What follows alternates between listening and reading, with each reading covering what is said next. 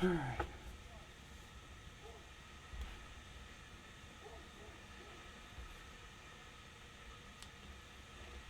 Wait for the delay to catch up. There we go.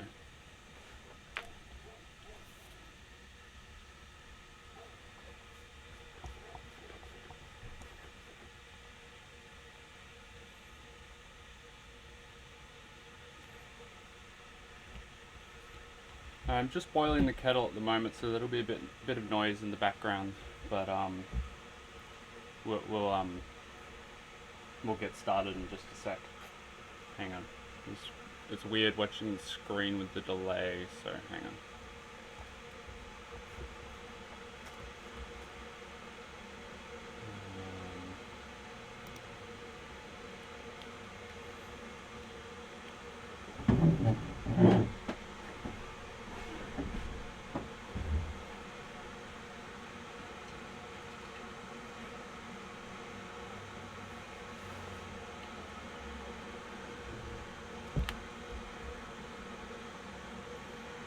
Noisy kettle.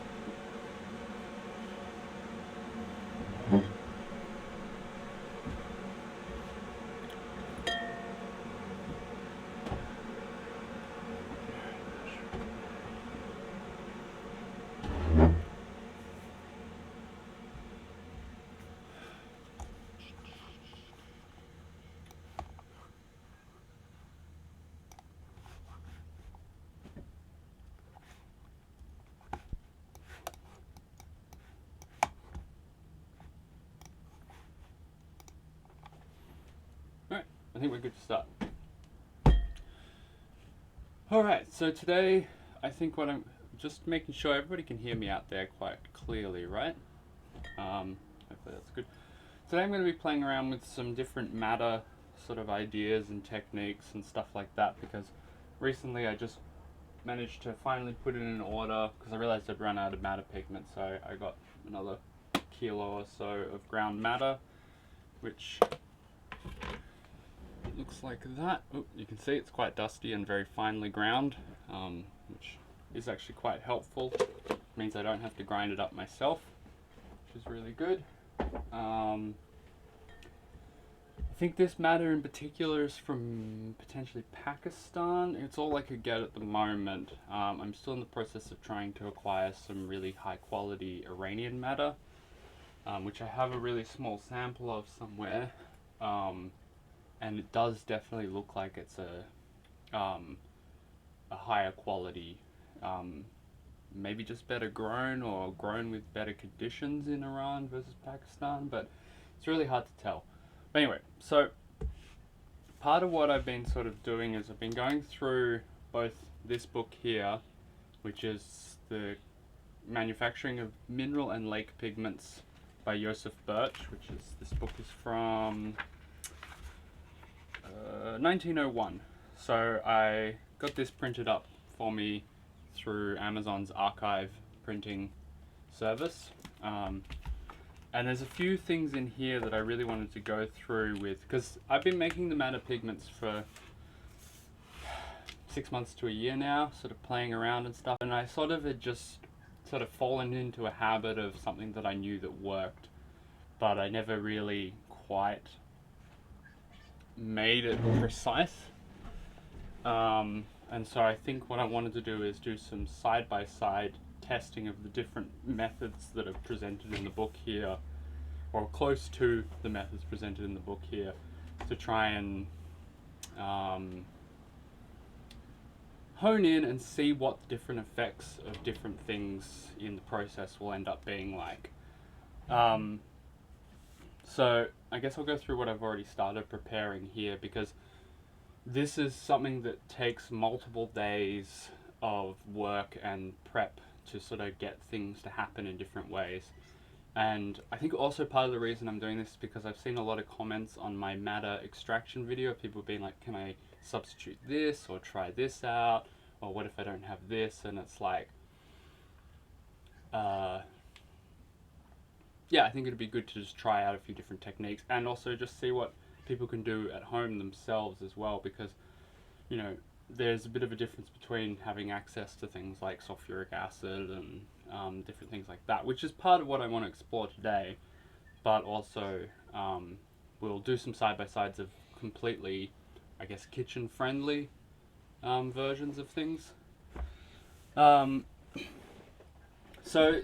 essentially the main process I'd been going through with madder lately is I sort of just take the root material. Do people want me to go over a laking process first, like what the fundamentals of a lake are? Or should we just jump into what the specifics of these things in front of me are? It's hard to tell with the delay, but yeah, let me know if you would like to get some fundamentals on laking.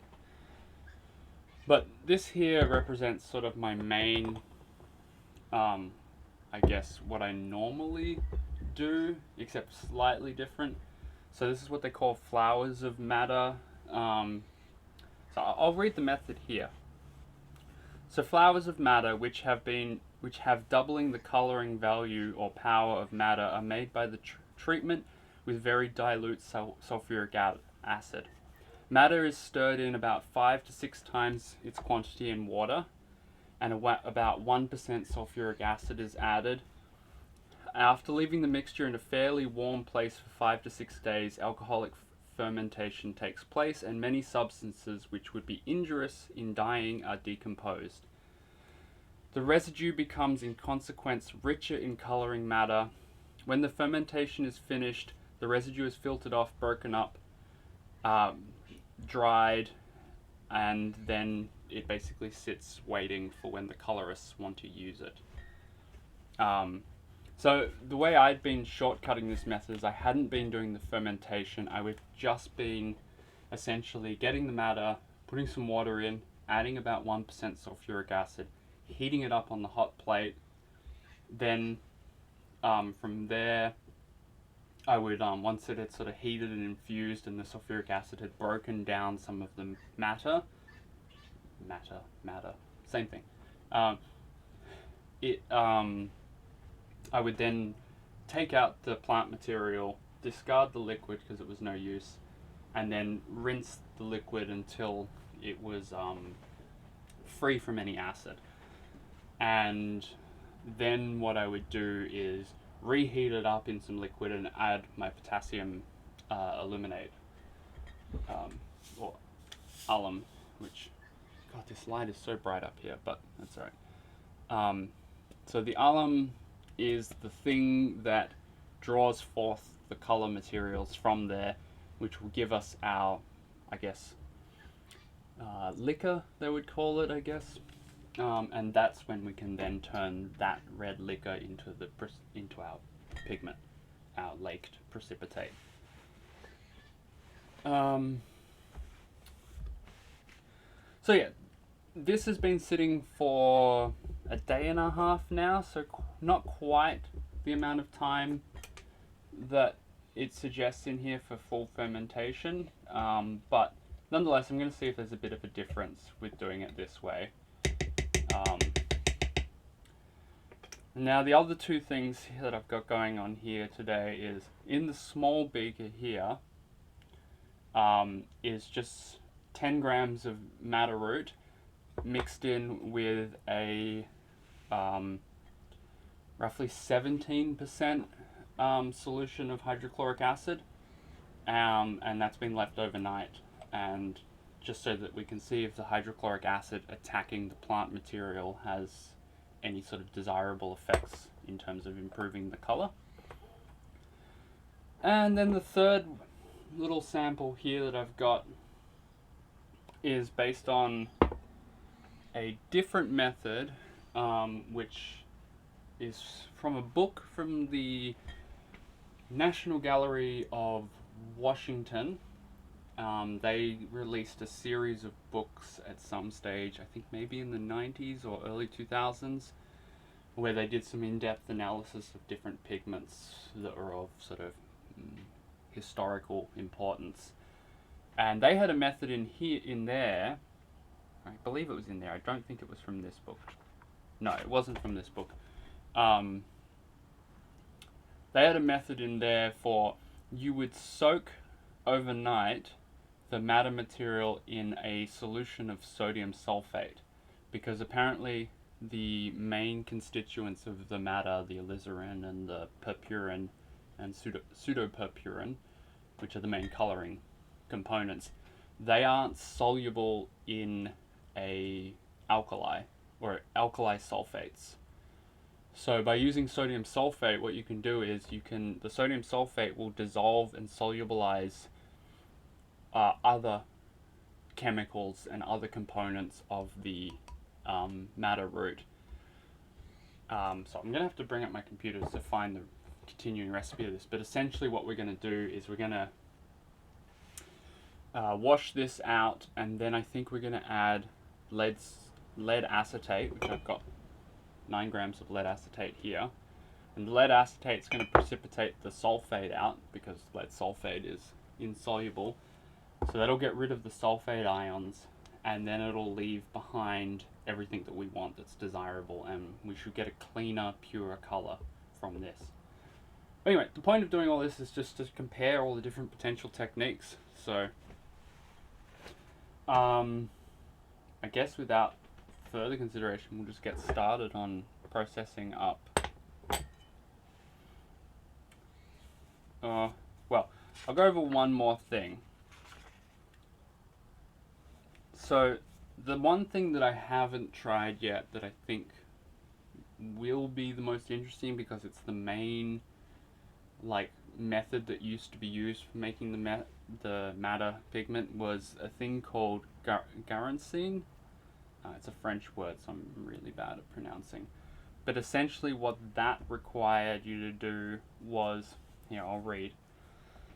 The madder is several times washed with water, then pressed, and the residue mixed with dilute sulfuric acid in a lead-lined vessel. To 100 parts of madder, 50 parts of sulfuric acid and 50 parts of water were taken. The mixture is heated by steam to 100 degrees and maintained at this temperature for half an hour. The action of the sulfuric acid of this strength causes considerable charring, and in particular the cell walls of the madder are attacked, so that in the succeeding processes the color madder will be readily dissolved. So essentially what you're doing is mixing sulfuric acid, the madder, and a little bit of water, and then heating it. Now, I don't really want to be heating sulfuric acid to 100 degrees, but that is potentially the way, because it says here that essentially you end up with the plant material having 5 to 6 times the dyeing potential or coloring potential. So at some point I will have to explore that, but I think you can also substitute the sulfuric for hydrochloric, and I feel a little bit more comfortable in heating hydrochloric acid. Even though the vapors coming off hydrochloric acid aren't great, they're definitely more manageable than, say, the sulfuric acid. But let's get to work on this guy here, because this will be our sort of baseline study, because this is my sort of more normal mix.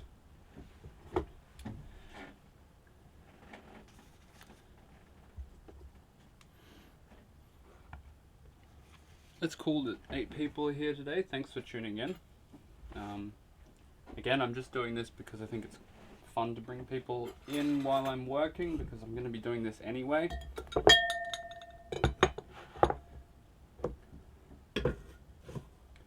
So, oh yeah, actually, where we're going to start with this is we're going to wash the acid out of this, and then we're going to process this from here. So, book can go away. The other thing I'll be working on today too is I have pomegranate skins, and I have been playing around with extracting color from pomegranates. You can get this really interesting yellow color, so we'll see how that goes. We'll do that in between doing what we're doing. So first.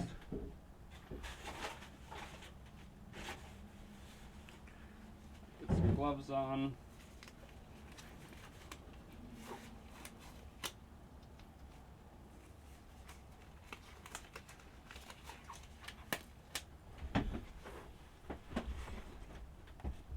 Alright, so I've got a whole bunch of rags that I use for doing my madder straining.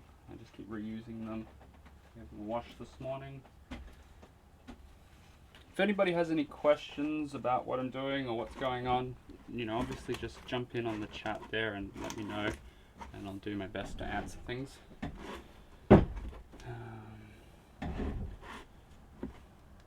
So I'm just going to set up a way in which to strain.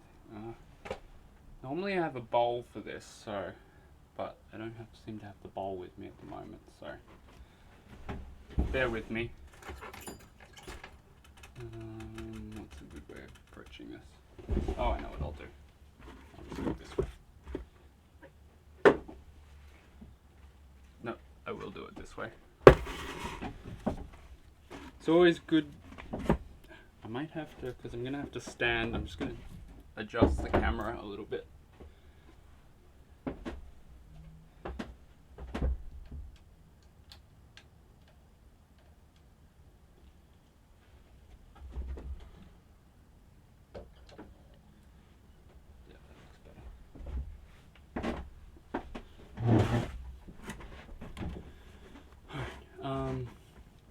What was I saying?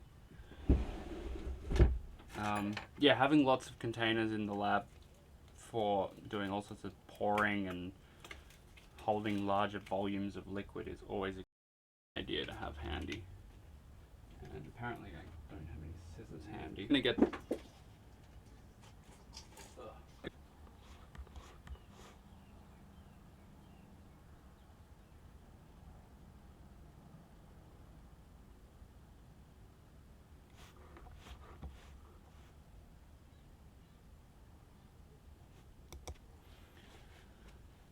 missed the first part of the video.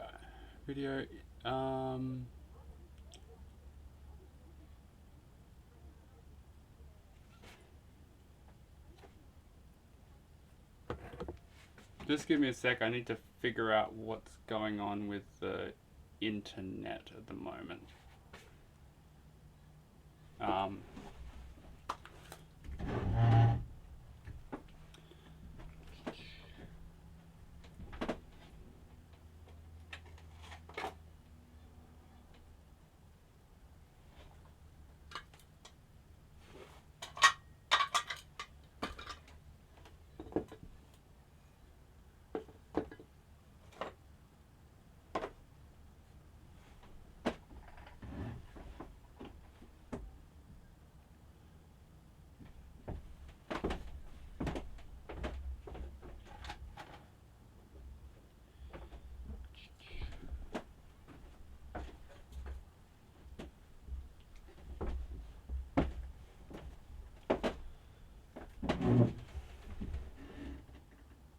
Is everything working out there for everybody? I think it's come back online now. Cool.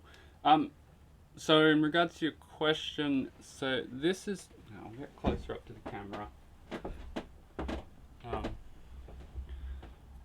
This is the Iranian madder root that I was given by a friend of mine who is a paint maker, and he was able to get a really good quality madder root.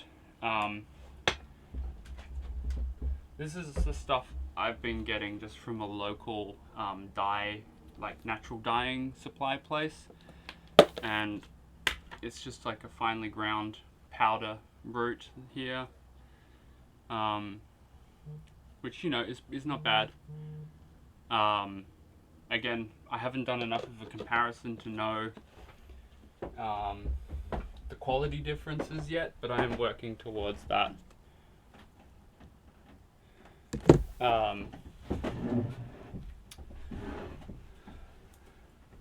But yeah, so I mean, wherever you can get your madder from, most of it's probably coming from India or Pakistan.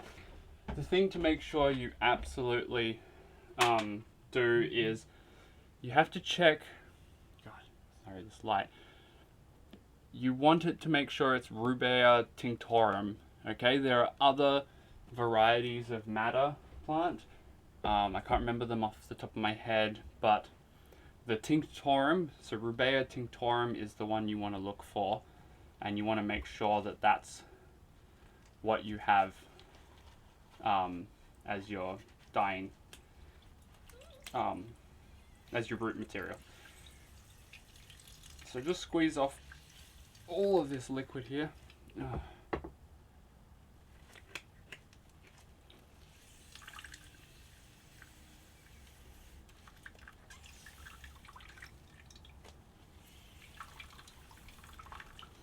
Has a really funky smell, like a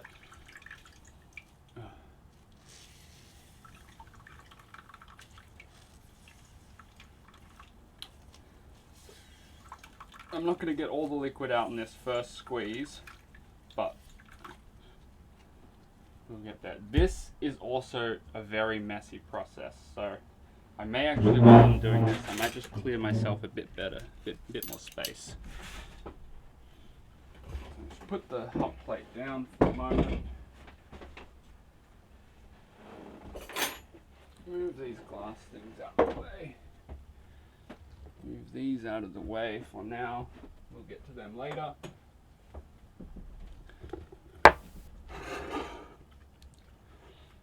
So with the liquid, I'm just going to discard that into my bucket here, and we'll get rid of that later.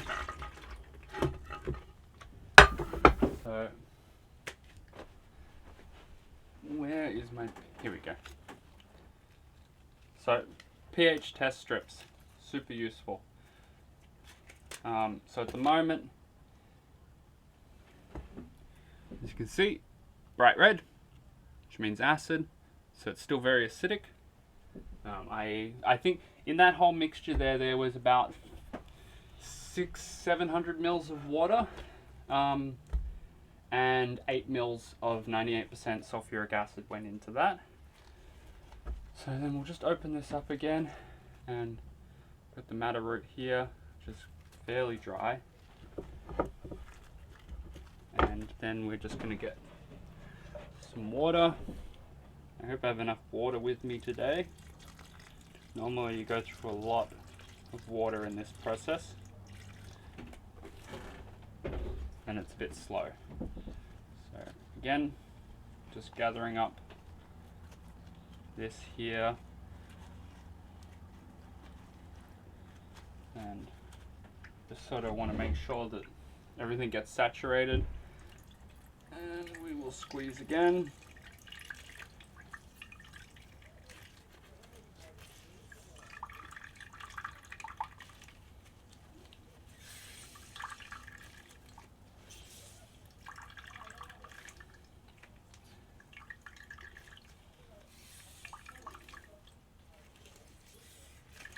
Has anyone else done any lake work themselves? Any work with making lake pigments?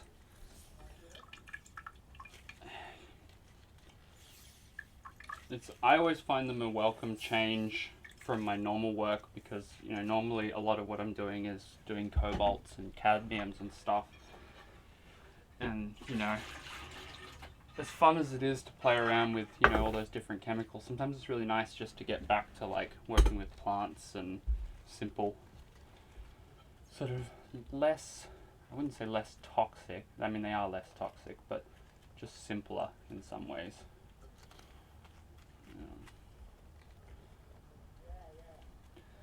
So let's go another water wash.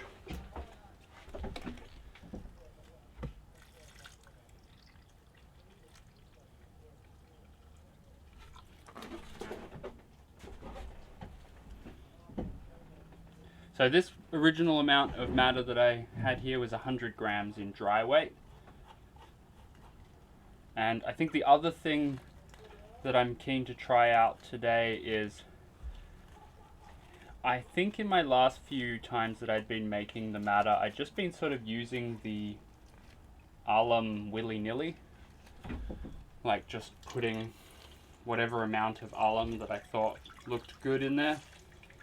But a little bit more reading told me that if you use too much of the alum, you actually injure the color and makes the color less intense. And the ideal amount is a 1-to-1 ratio. So using 100 grams of the madder here, I should use about 100 grams of the alum. Now I don't know if I've been using too much or too little, but that's what we'll be trying today. So I think I'll do one more wash and then test the pH again, see where we're at.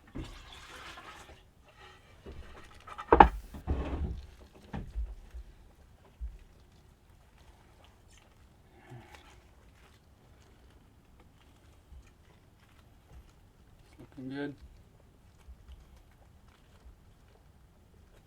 Getting some cloth stuck in there. It's good to know.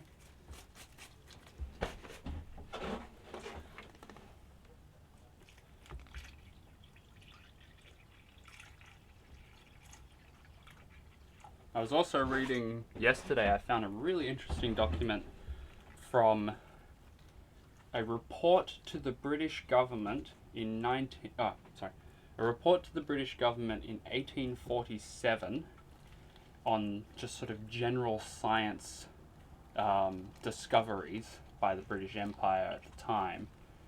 And there was one chapter in there on a guy who had been attempting to identify all of the chemicals and different things inside the madder root itself by isolating and extracting them, which was really fascinating to read because, you know, this is 1847, so science isn't quite yet precise, chemistry isn't quite yet precise, but they are getting better at doing extractions. And the really fascinating thing is that he was still doing his analysis of, you know, using different acids and bases to try and extract different things in alcohol and boiling it in this and boiling it in that and evaporating till you got left with residues and stuff.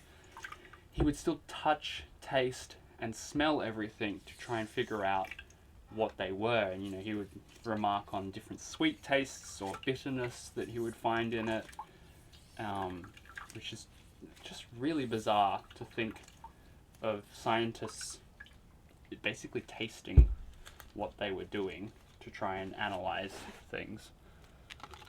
Because he managed to discover 6 different chemicals inside the madder root, and there was a 7th he couldn't quite figure out. Okay, so you can see there now, it's still going red, the pH strip, but it's far less intense than it was before. So that tells me that we're getting closer to taking all the acid out. So I think we need to do one more wash, and then we'll move on to the alum step.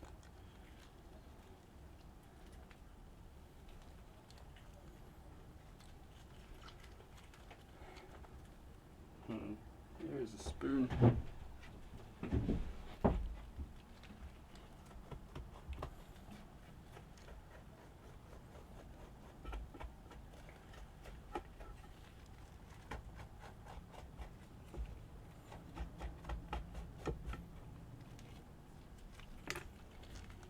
It would help if I had my steel bowl because this fits in a bit better. I'm just going to break this mass up to make sure that we get everything. Alright, one more water wash.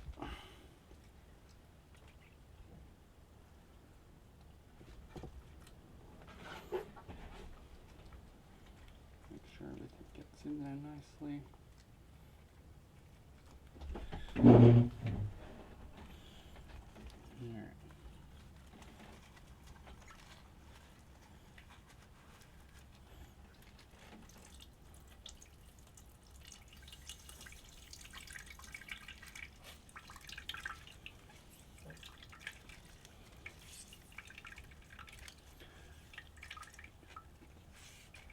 Yes, umami. No, what he had identified in the end, I can't remember the name of the guy that was writing the report, but what he had identified is that the madder root contains a significant amount of like complex kind of carbohydrate sugars, but inside those sugars was a complex of more of the alizarin coloring material, but it was sort of trapped in the sugar. And so I think that's part of why we use the sulfuric acid or the fermentation, is to break those sugars down and give us access to more of what's in the plant already. Because there's a whole bunch of alizarin in the plant that's sort of ready to be released when you start working with it, but there's also a whole bunch of it that's trapped in the sugar. And you know, as I said, like 1847, they didn't have the ability to just run things through a mass spectrometer and have results. They had to painfully isolate different components. You can see my gloves are going pink here from the madder. Alright, so I think that should be good. Let's clear off our space here and we'll start cooking this batch. Towel.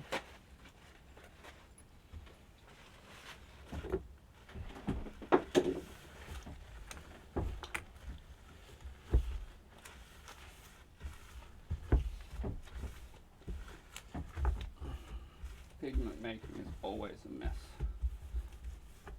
I should show everybody today too.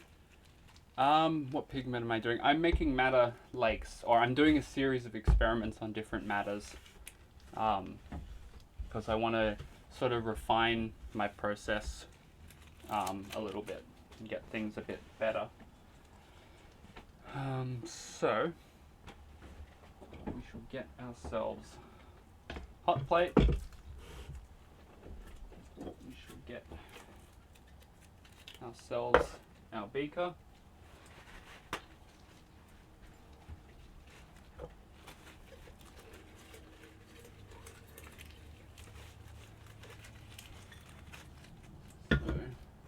What we'll do is we'll transfer all of this into the beaker. It just cleaned down and I'm just probably going to get madder everywhere, but anyway, alright. You can go away, hot plate.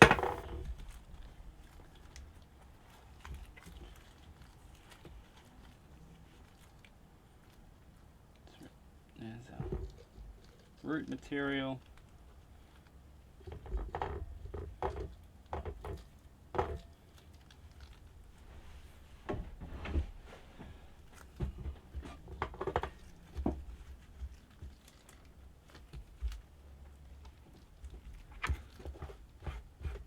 I'm sure there's a better method for this, but I haven't really thought of a better method than just using calico cloth as my sort of filtration method. It's just probably help if I had a bigger piece of cloth, but anyway. What I might do, I have an idea.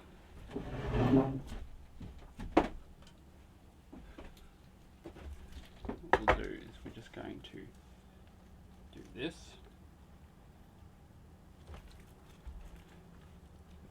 And then, just so we don't waste any, because the madder root itself is kind of surprisingly, well, it's not surprising, but it's kind of expensive. So the less I waste, the better. I pay about, the cheapest I could find it was about 100 Australian dollars for a kilo. Or maybe I got it for about 85, but it averages at about 100 Australian dollars, which I think is what, like 65 US dollars a kilo.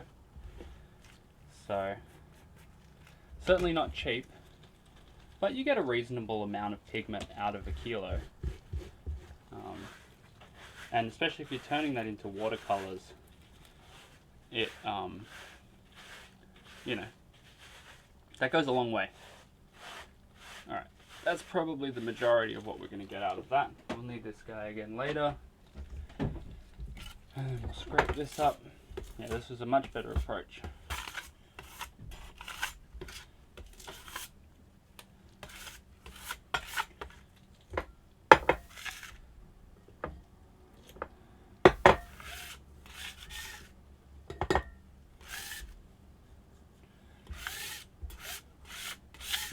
The only downside is have to wipe everything down again. But that's why you have a studio, to make a mess in.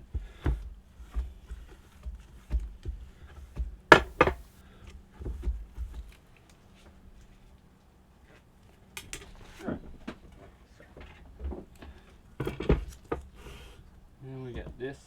We'll get ourselves our thermometer.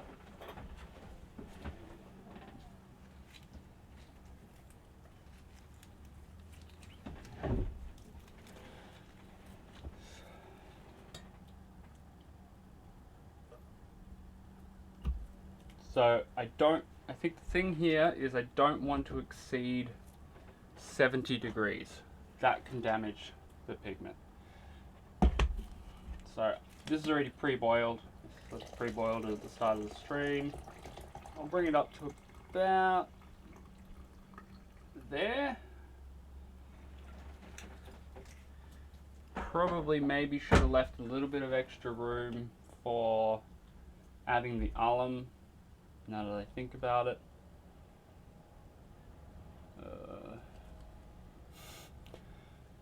Alright, no, that should be good. So currently it's at 55 degrees, so let's get the heat on so that we can bring it up a little bit more, and we'll start making up our potassium alum solution.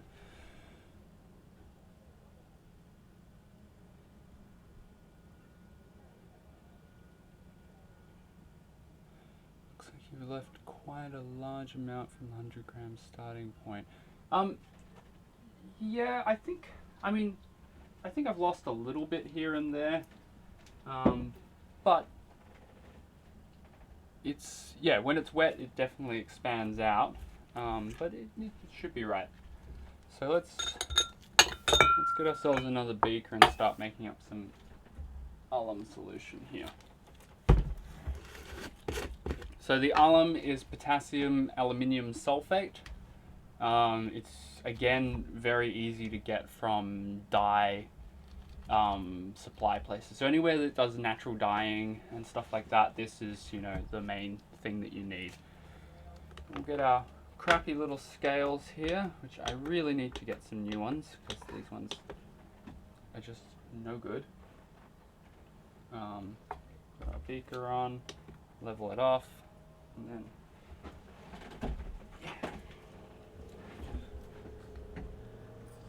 we need about, how much is this? This is a kilo, so we need 100 grams, which is going to be quite a lot. It's probably not going to all dissolve in this liquid here, which is partly why I think I messed up when I put too much liquid in there.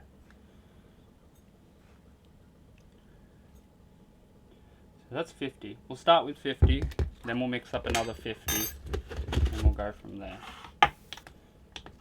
Just because, actually what I'm going to do is going to carefully drain off a little bit of water.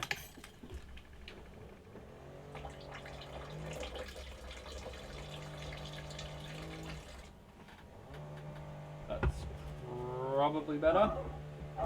No, tiny bit more.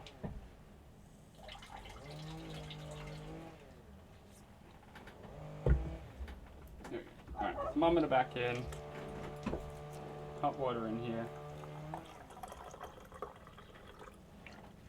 See if we can get this. I don't know if anyone else out there who does this sort of work or has experimented with these things just finds getting salts to solubilize or to completely dissolve in liquids, it can be a pain. And it always surprises me how just how stubborn and how insoluble some salts can be versus others. And some salts can just be so soluble that the tiniest amount of water dissolves them. God, that's noisy. Hang on, let's change to a plastic spoon that's less noisy.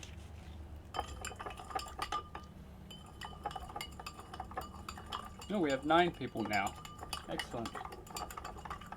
Thanks for all, everybody dropping in just to watch me, I don't know, fiddle around with trying out different pigments, or trying out different techniques here. So again, that's 150 mils of hot water to 50 grams of alum, and there's so much of it that is not dissolved. So I think I was right in taking some of the liquid out there. Now obviously some of it will dissolve in here, but it's probably best to get it completely soluble in here first.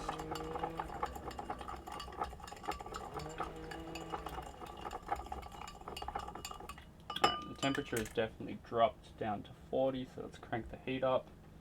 Let's start getting some of this in here. Oh dear. Alright, I'm just going to dump the crystals in there and then get them to dissolve in there.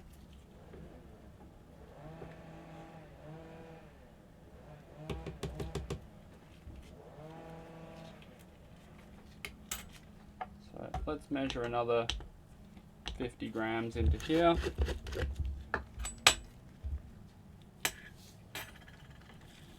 Speed up time and just pour in directly. Oops, tiny bit too much. What are we at? Yep, perfect, 50.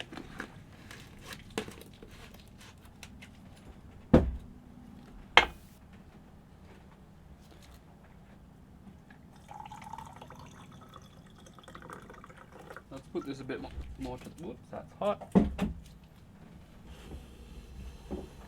This a bit more to the front so you can see what's going on a bit better. Does anyone want me to adjust the lighting?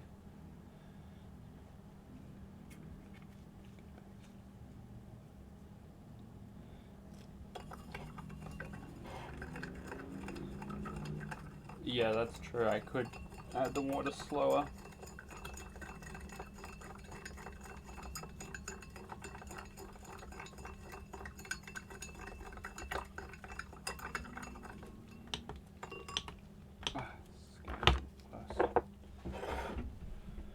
So it's already starting to go red. The alum's doing its job and basically starting to extract the color, which is really nice. Maybe if we get it directly under the light here. I have ordered some proper studio lights, so we'll be getting better light soon. I could probably bring this.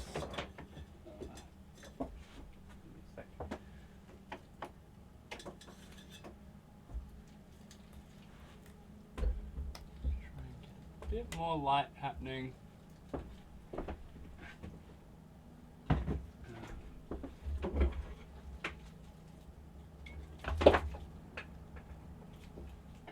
That doesn't really do much at all. All right.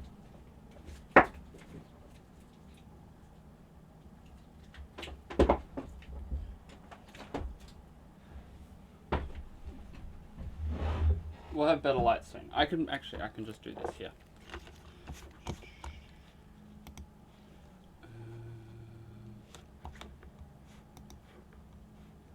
Where are the webcam settings? There we go.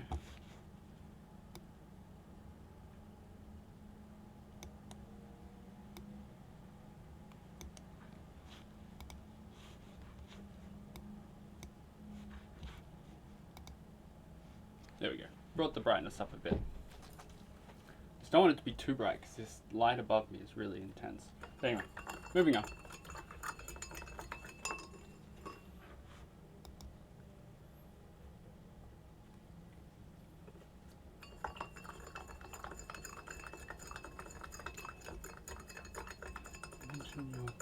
I've been really bad with the Patreon lately, and I need to get to doing more work on that. I've just been really sort of busy with a lot of different things, and then with all the lockdown and stuff like that. So I will be getting back to sort of organizing more things for the patrons and stuff like that. So I'm really sorry to anyone who has been supporting me through Patreon and I haven't done enough to give back, but I will get onto that, and I'm really, yeah, very soon. I've got some stuff planned for it. Alright, that's all of the alum in there, and we just made it in, and I wonder if what we will do actually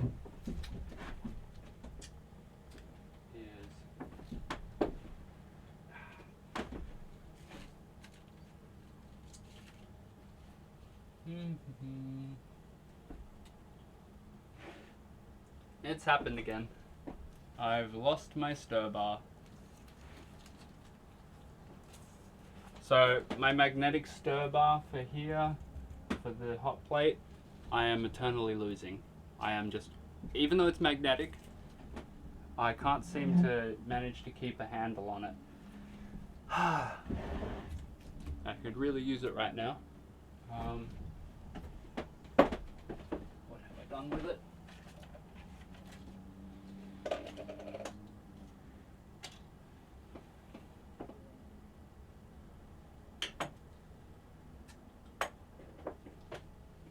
Nope.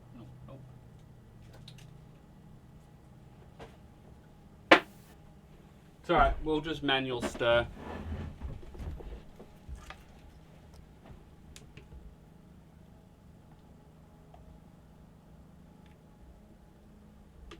We just don't want anything to burn, basically. Ooh, it's getting really nice now. What we'll do is we'll try and shine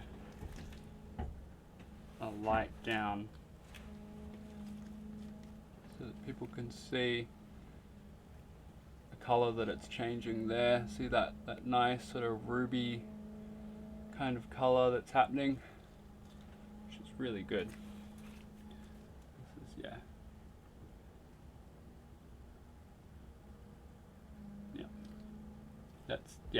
that's desirable, and there's a little bit of foam on top here, and that's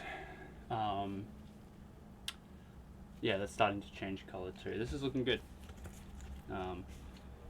Not looking any different to how it normally looks, but that's because this is very similar to the normal method that I do. So while that sits over to the side, let's get onto some other things here. Would people like me to continue with the side-by-sides of the other Madder things that I'm doing?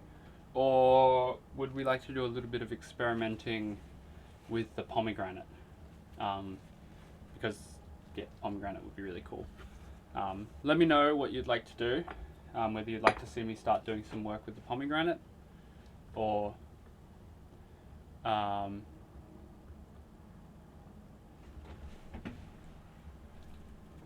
whereabouts the stir bar stuck to the side of the stirrer? I don't think so. Nope. Alright, this sounds like it's starting to boil, so I'm going to drop the heat off here and just let that sit. No, the stir bar's gone walkabouts again like it always does. Unless you're seeing something I'm not. Nope, that's just the on-off switch.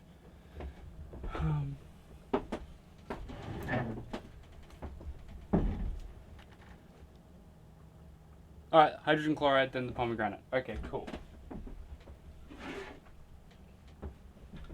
So, this one's interesting. Leaving it overnight with the hydrogen chloride, with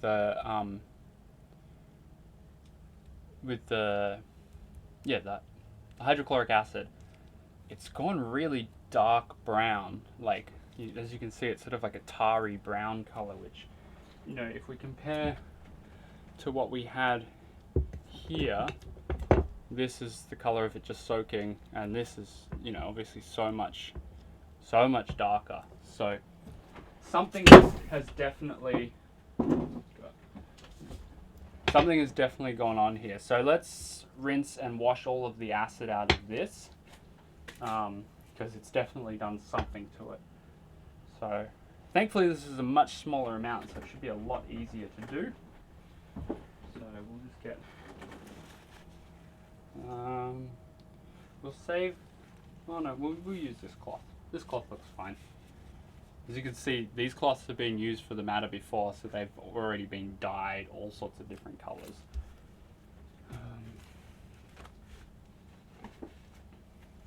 Alright.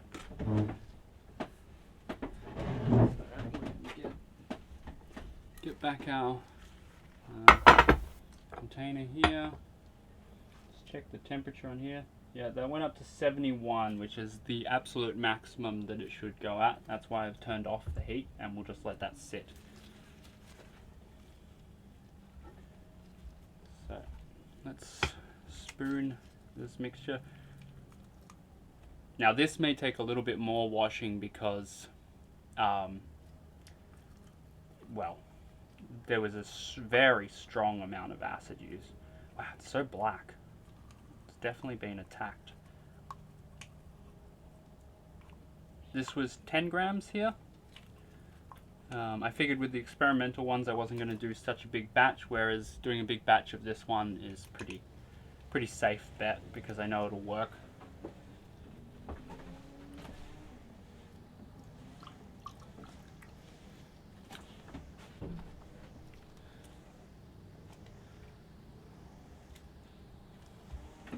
The other thing I'd really like to do soon, or within amongst these experiments, I don't think I'll get to it today, but maybe I think I'll do a couple more of these while I'm working through the Madder, is I would like to extract pure alizarin and refine and get the, you know, just an absolute pure alizarin, which I think will be a very difficult thing to do.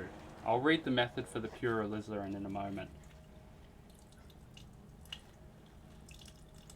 Yep. That has a really interesting sort of acrid smell compared to the other one, like something.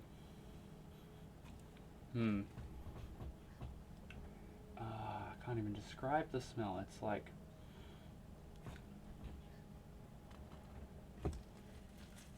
it's really interesting. It's like kind of like a bitter, acrid, herbal sort of smell. Just dump that liquid off there, and the color of the liquid coming off is a lot more brown, sort of swampy.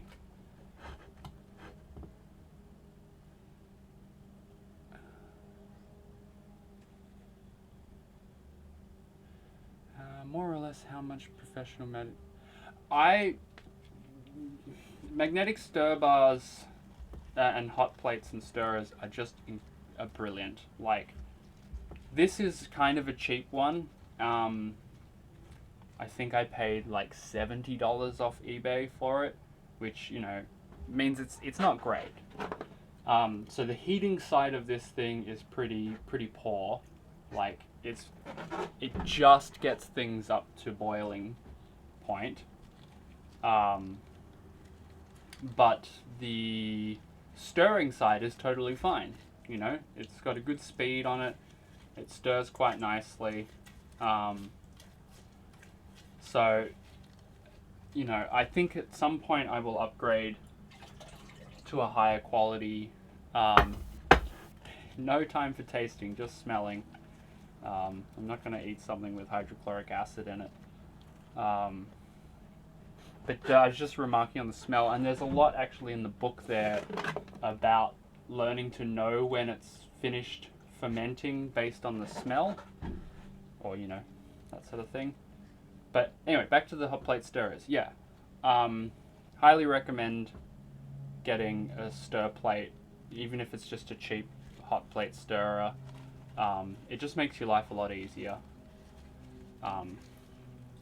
It makes, you know, so, you know, you can just sort of like if you want to say what I was doing there, dissolve a salt, or you've got a particularly difficult salt to dissolve, you can just whack it on the stir plate and just turn on the stirring and go do something else while it's dissolving, especially if you've got large crystals of salt. You know, some things you end up with big things, like I've got, you know, alright, we should check the pH of this now. Let's get another pH strip.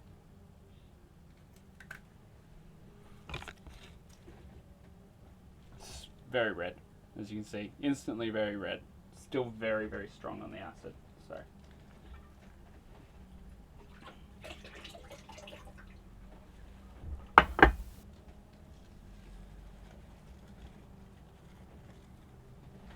More water. Oop.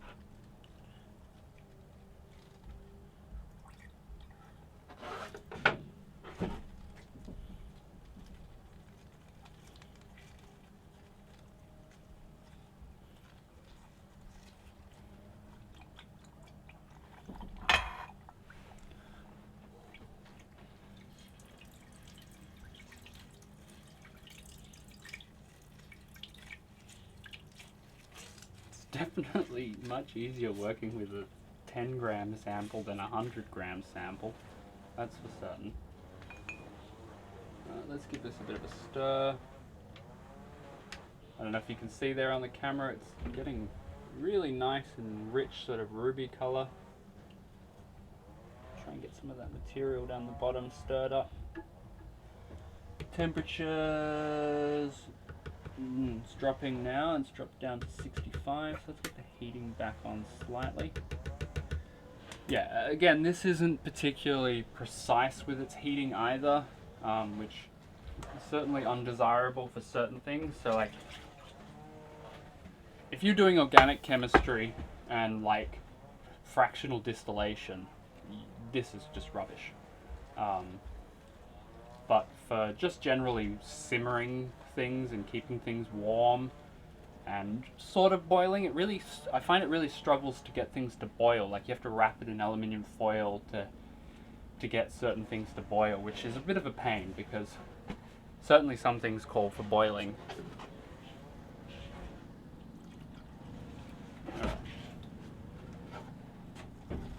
This should be good now.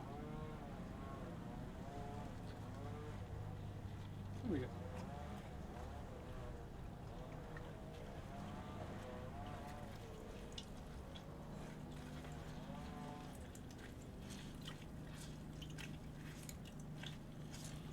Alrighty.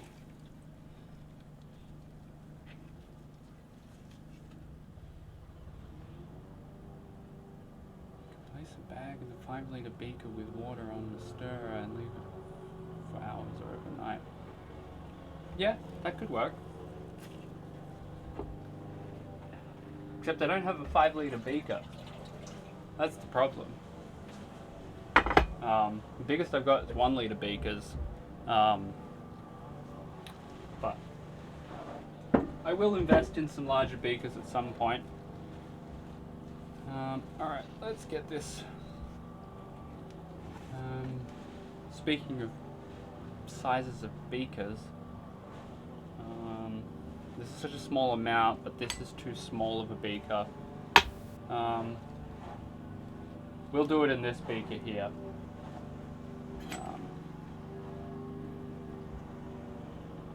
It's interesting, after washing it, it's definitely brown, but it's not as black as it was. So whatever was dissolved by the acid has been removed through the washing as well, so that can only be good. How to make blue pigment from copper sulfate. Okay, that's a complicated one. It seems really simple, but the blue copper pigments and the green copper pigments are not easy to synthesize. So I'm about to start doing some work on them at some point soon. But I've done a lot of playing around. So plastic beaker, yes. So I've done a lot of playing around with the copper-based pigments, but let's just tip this out onto here.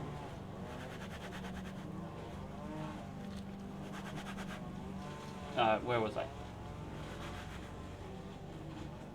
Can everybody hear that horrific whippersnippering mowing sounds in the background?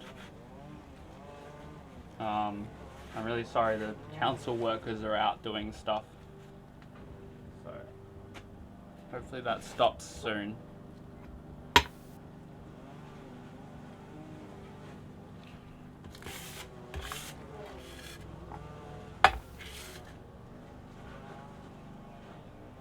I could change microphones, maybe. No, I can't. Okay.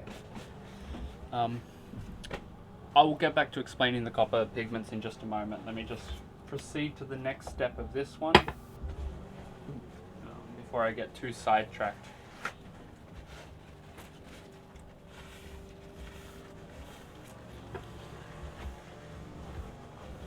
And if you like, I can do a little demonstration on the copper pigments now, just to show you some of the problems.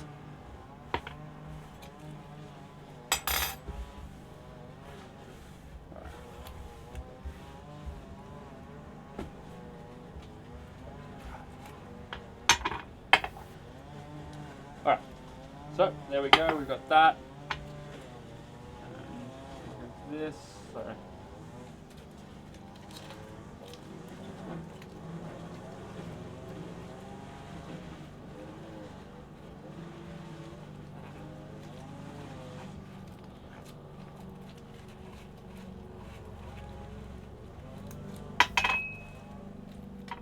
I'm not going to bother cleaning this out too much because it's just going to get poured straight into there. So let's measure out 10 grams. This is back up to 67. So where did I make it? There we go.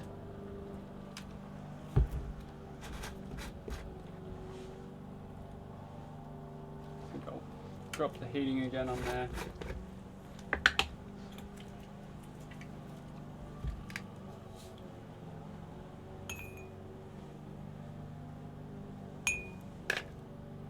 So 9, 10. Perfect.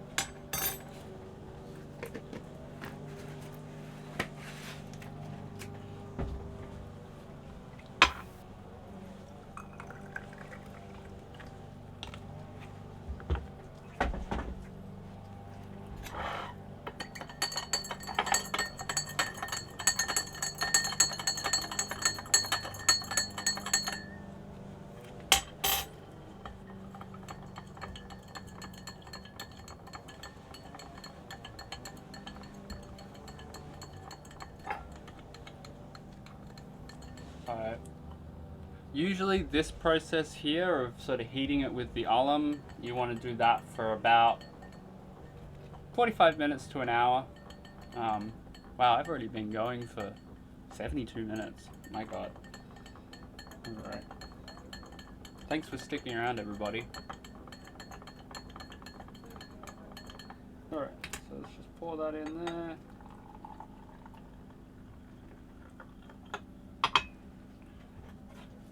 Interesting.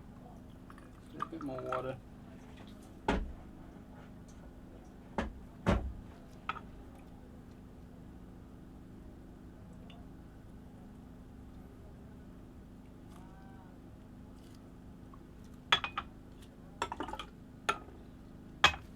Alright. So now, let's transfer these over. This doesn't need to be on here for any longer. Oops. Oops. And let's put that one on there now. And probably turn the heat on. So we'll set that over there. That's gone really nice red color. Let's get that up to the light so you can see. We're going to strain this off soon.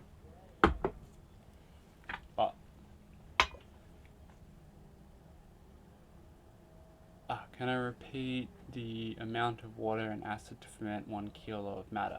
Okay, so the basic principle between the what they call the flowers of madder method, which is the simplest method, this is what I was doing in here, is you take X amount of madder. So let's just go with 100 grams. So you take 100 grams of madder, you put that in about 5 to 6 times its amount in water. So let's say 100 grams of madder, 600 mils of water, which I actually found 5 to 600 mils of water, the madder just soaked so much of it up, became this sort of solid paste.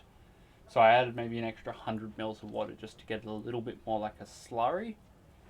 And to that 100 grams, because I had, about 700 mils of water, I used about 7 to 8 mils of sulfuric acid. So that was pure 98% sulfuric acid, which I'll show you here.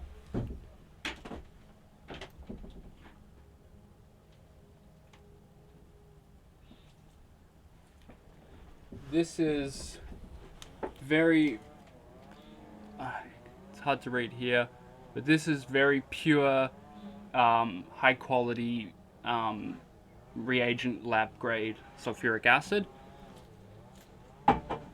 I assume you could probably totally get away with using like a hardware store or a cheaper sulfuric acid if that's all you can get access to. Obviously look for something that doesn't have like dyes and things in it, because those drain cleaners, like here in Australia we just don't sell sulfuric acid anywhere. I know in the US it's easy for you guys to get it from the hardware stores and stuff like that, but Australia we definitely don't have anything like that, so I had to go to a proper chemical supply place and get a lab grade sulfuric acid. Okay, so this, I'm not sure how different this is turning out. It actually looks, at the moment, not much different to this really. But this has obviously had a lot longer. I don't want this to boil yet. So I might just turn the heating off there too and just let it sit on there.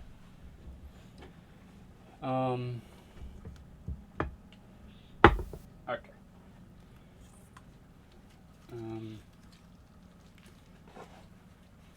Pomegranate time? Yeah, let's do the pomegranates. Just because it's something new and novel while we're waiting for that to do its thing. So I'll just grab some of the... Let's wipe things off a bit again. So I've got a pomegranate tree out the back that unfortunately the rats love to just get to. And they hollow out the pomegranates,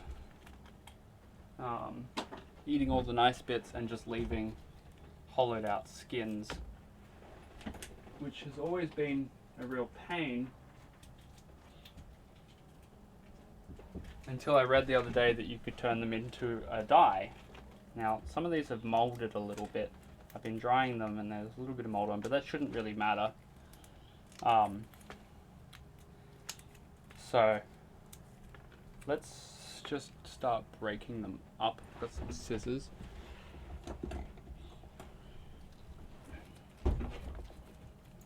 And essentially this process is going to be the same as the madder, or very, very similar. We're just going to take the skins and put them into a beaker, and that one's a bit soft, that's no good. And then we're going to heat them up with some water and then put some of the alum the potassium aluminium sulfate, and that should extract the coloring material, and then we will try and precipitate some sort of pigment. I have no idea. What I read is it'll make a yellow sort of dye solution, and if you add iron sulfate, it will turn it green, I think. And I can't remember what else I read, but there was a way to turn it like a brown black color to black as well.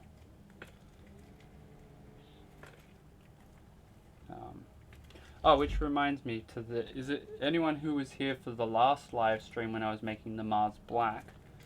I should show you.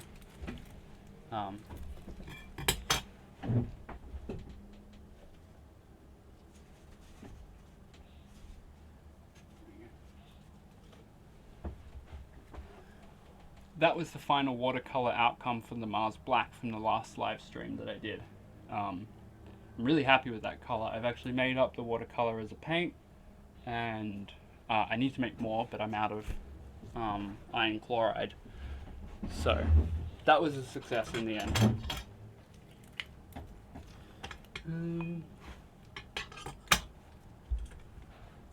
Interesting. So just while keeping an eye on this, kind of looks tiny bit more purple. But yeah, interesting. Anyway, so we're just going to cut up these pomegranates.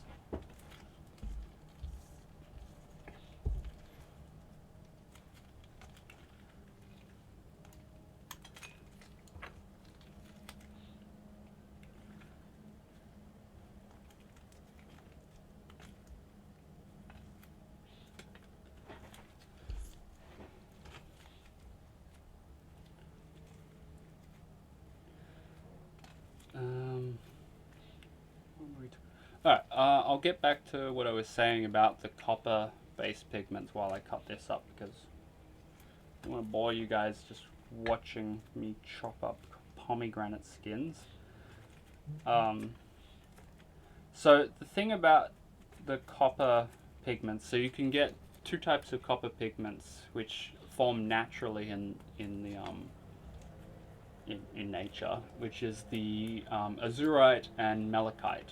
So azurite being that beautiful blue, and malachite being that sort of turquoisey, emeraldy green color.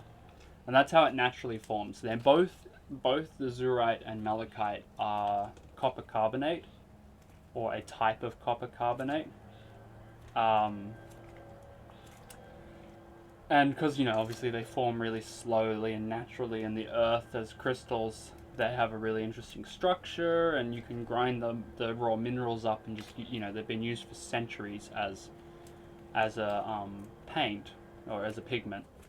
But when you do that artificially, essentially you're taking, as somebody said, copper sulfate, and then you're transitioning the copper sulfate into a copper carbonate.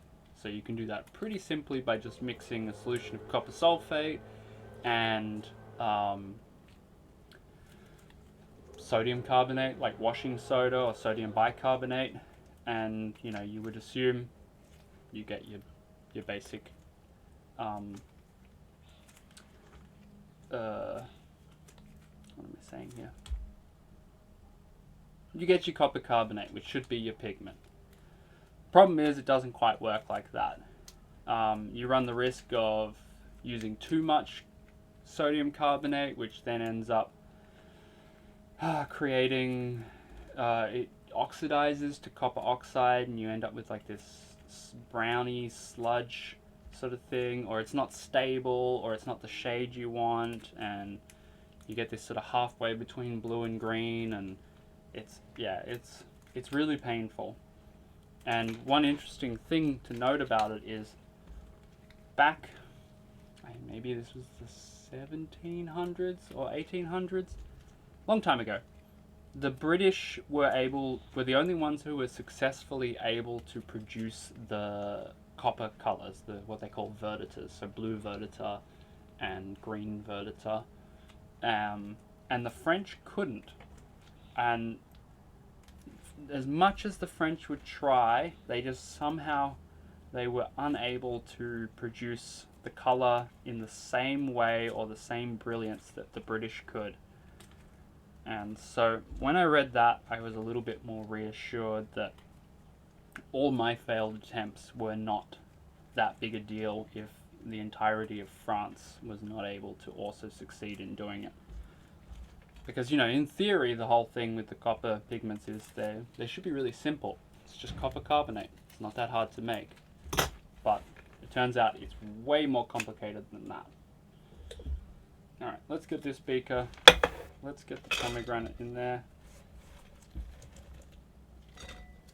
So at some point I will go through, I'm going to start testing out, because I managed to finally find like a research paper from the mid-80s where they went through and tried to dissect the secret to why the British method worked and why other methods don't work.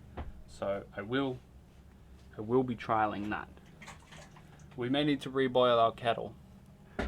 Where did I read that? Yeah, I can't remember the paper. I was just in one of my sort of research phases and was just digging through, trying to figure out where I was going wrong.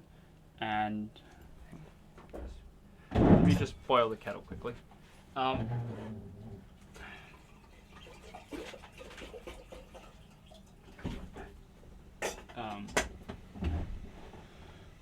So yeah, I found this paper, Winter, and you had to use copper nitrate, not copper sulfate, as your starting material. And part of the process was like making the copper carbonate with a nitrate instead, and then storing it or letting it digest for days or weeks in a certain temperature range. So it might have been somewhere between 8 to 12 degrees Celsius for a week in a closed sealed container in order to have the reaction happen in a particular way to create a stable pigment. But I haven't yet to try that, but we're going into winter here in Australia, so the temperatures will get cool enough that I'll be able to start playing around with this. Alright. So let's just get some heat happening on this guy here. He's looking pretty good, and this one's looking pretty good too. It's really nice and red, and we'll get to extracting this stuff out in a moment. And this one. I'm just going to grab some water for myself.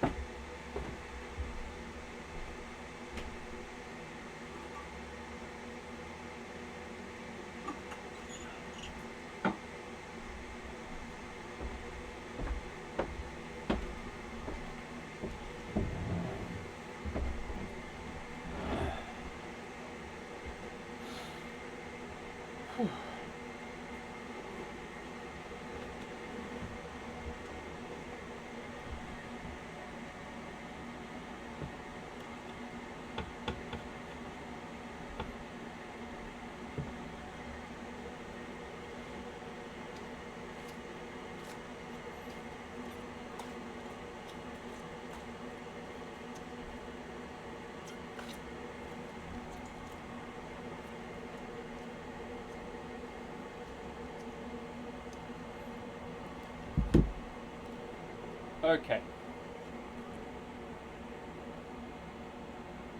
Water should be hot enough now.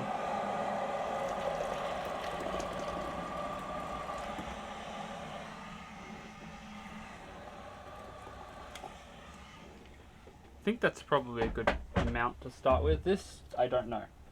Look at that. Yellow. Kind of a weird sort of... Yeah, it's a pretty full on, so you can see. Put a paper towel behind it.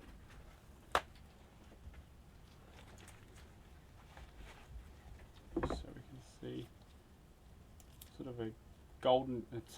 I didn't realize that curtain behind there is so yellow as well, but it's almost the same color as that. It's really cool. It's going more and more golden the longer it sits in there. So let's take this off of here and put this to the side for the moment. Yes, 100 grams madder, 700 mils water, 8 mils of acid. Perfect. That's what I used just then for this one. So let's get this on here and we'll crank this up to full because we want to boil this now. Cool. And so we're going to boil it first without alum, and then we're going to add some alum in. I probably should have weighed the pomegranate, but I don't think it matters. So let's put that to the side to boil. And I think we're ready to work on this now. Yeah, that's good. Good call. All right.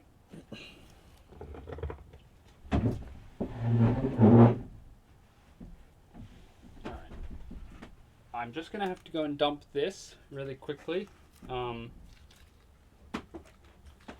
then we'll proceed to the next step.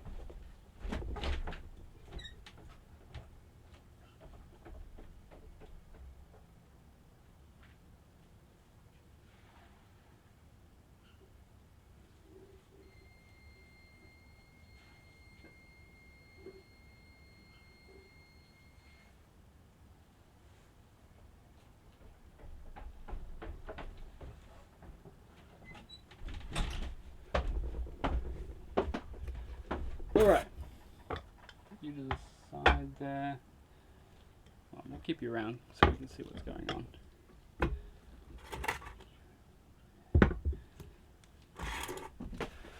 Alright, so I've cleaned out my thing. Now comes the next important step.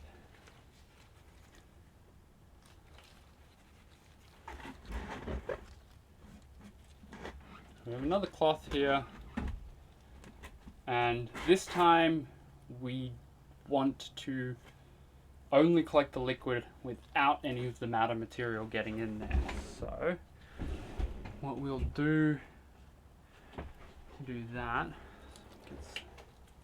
get some wire here.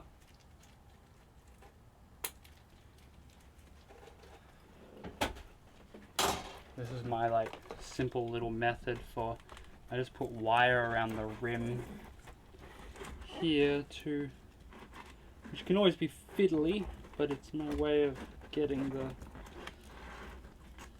cloth on the top of this bucket here. It makes for a good sort of filter. Ugh. Such a pain though sometimes. Here you guys. Everyone can watch me struggle through this silly little bit. I need to come up with a better system for this, but this works at the moment. And it's the best I've got going for me. Oh.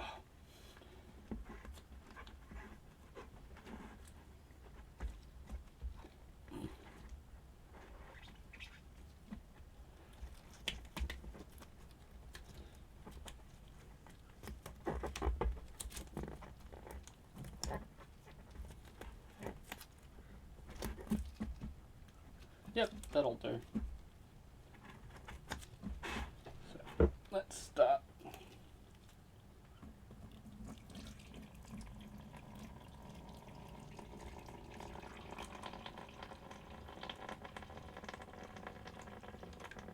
You can see there, beautiful red, ruby red liquids that are coming off. It's really nice.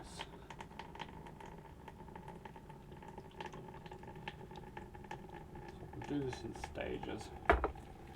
This is getting quite goldeny. We'll add some alum to that in a second.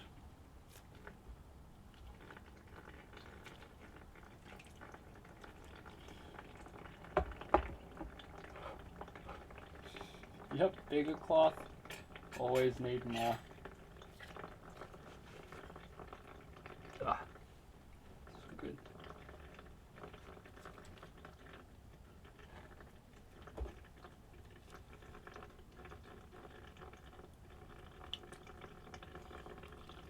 Good thing with this is the plant material that's in here, the madder material, once we squeeze and drain this off and get our nice clean liquid, this can be used again.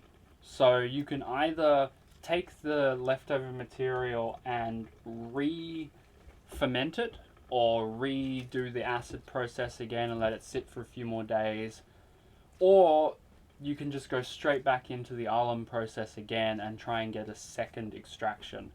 I often do just double up extractions one after the other, so I'll take this straight away, put it straight back into the beaker, put more alum in, heat it up again, let it sit for another hour and do a full second round just straight away, which works pretty good. And sometimes even the second extraction is better than the first. It really depends on, well, the reason it depends on things I don't know, and that's partly why I'm doing this today, to be a little bit more precise rather than freeform the whole thing, because often I end up doing what I do in cooking, which is I get a little bit loose with everything and just sort of make things up as I go, which is fine because this should be an art as much as it is a science. So observation is key. That's part of what alchemy is about, is observation. So we'll just get a little bit of hot water. We don't want to use too much water here, but we want to use a little bit just to push the remaining color through. We don't want to dilute things too much.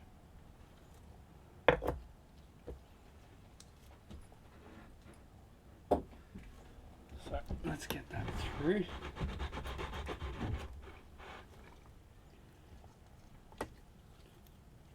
Alright, what we'll do is we'll pop this to the side and let it just drain for a bit, and let's fiddle around with this pomegranate stuff while we're here.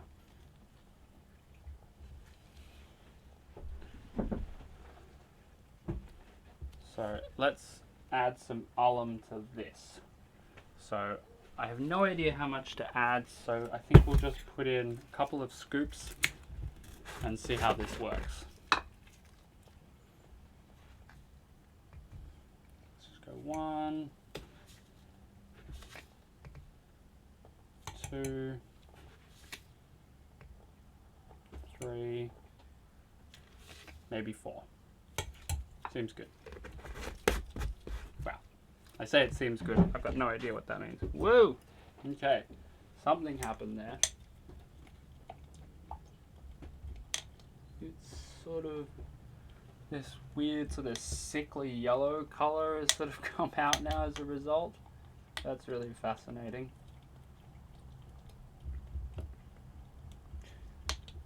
Wow.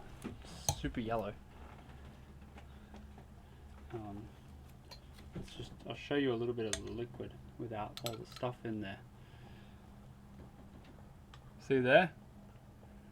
Really sort of yellow-green tinge sort of color. Fascinating.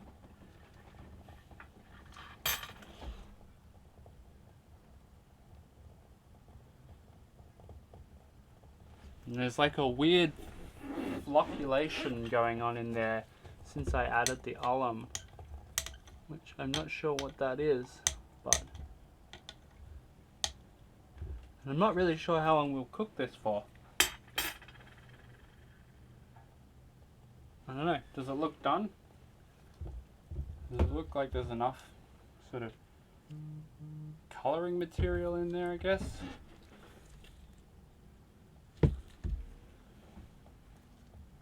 Maybe.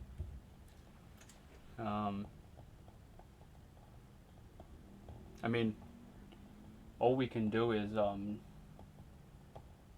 decant this off and start playing around with making some precipitates from it. Let's look for another container.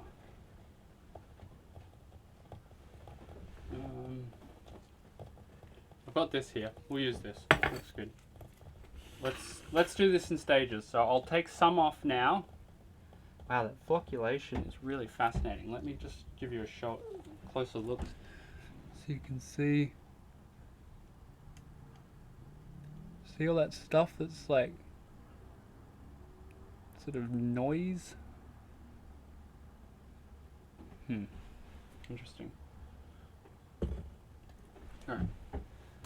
let's get ourselves funnel, pop that on there.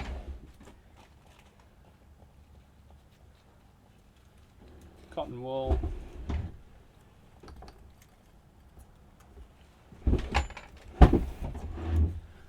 This is always a good, cheap and simple way of filtering out plant material and stuff. It can be really painfully slow, but just cotton wool in a funnel. Make sure you use enough, but don't press it in too tight. Let's filter some of this off.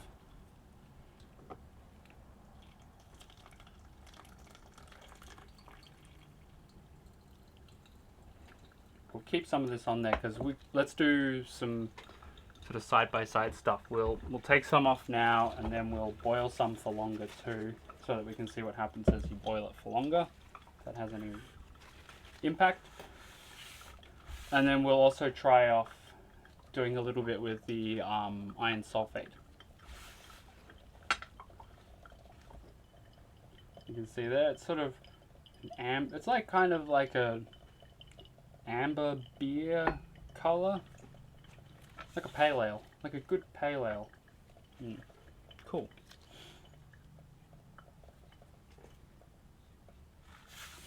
Alright, well while that's doing that there, let's make up a sodium carbonate solution.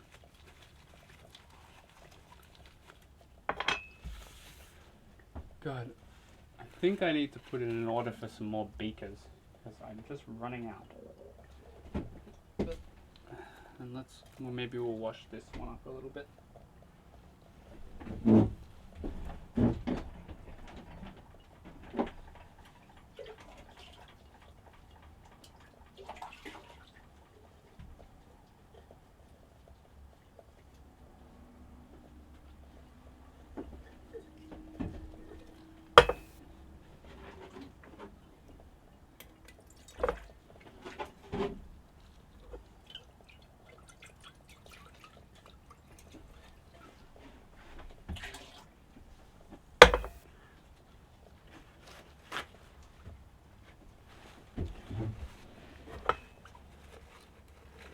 I'm not tasting the amber. Nope. It's I have no idea about the toxicity of the aluminium sulfate. I think it's okay. I don't think it's super toxic. But I'm certainly not going to go drinking this. I'm fine with regular pomegranates, they taste good, but I don't need to worry about the skins. We'll just dump the rest of that back in there. That to the side. Let's pour this in here.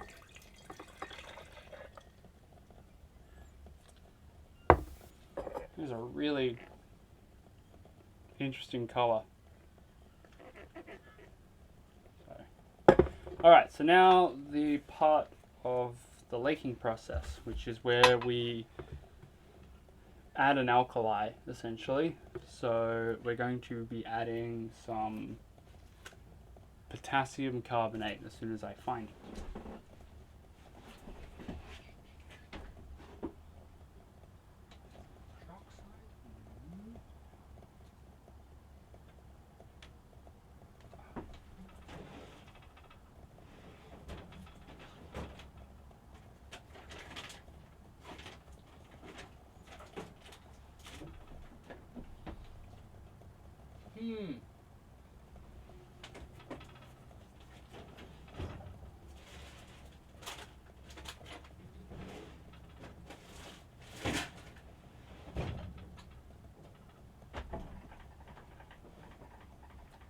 Alright, never mind.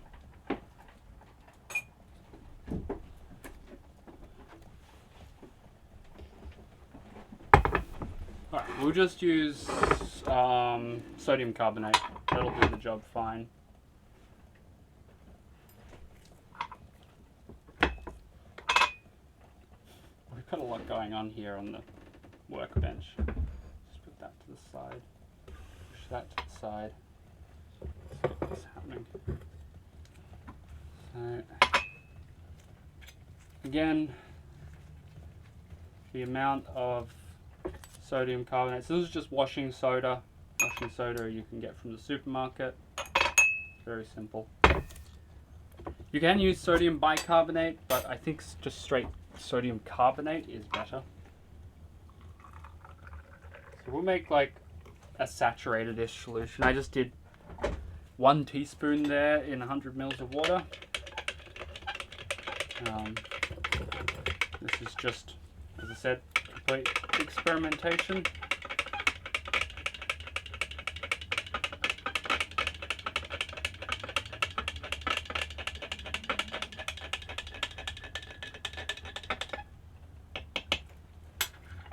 Cool. Looks good and dissolved. Let's go for it.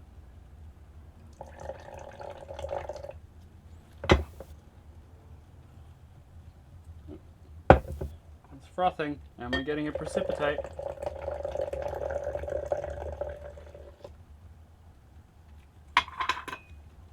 Wow, okay.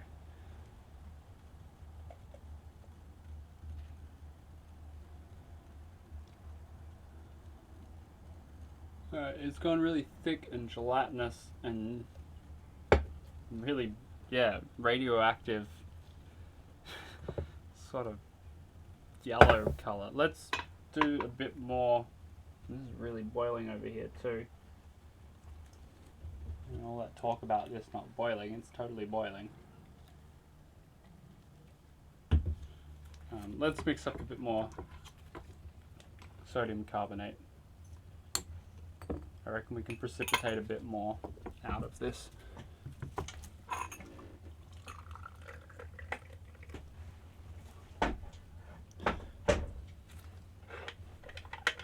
We've got 12 people watching now. Hello everyone.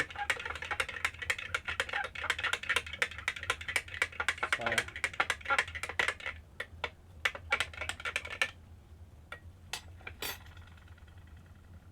yep, looks good. Alright, we don't seem to be getting any more precipitate forming, so I think that's that. That's a really fascinating yellow though, isn't it? I can't quite figure out if I like it or not.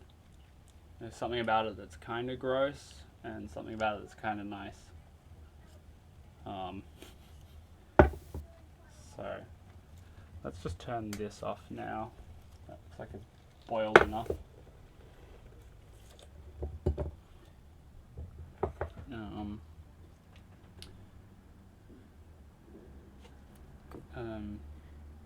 Let's play around with the iron sulfate idea. That sounds like an idea.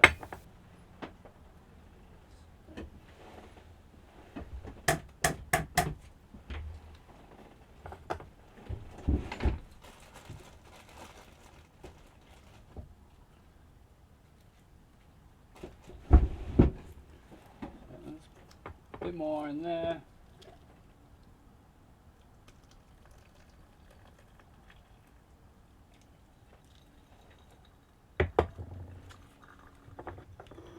Already the thing that was left to boil looks like it's a bit sort of darker, I guess, richer.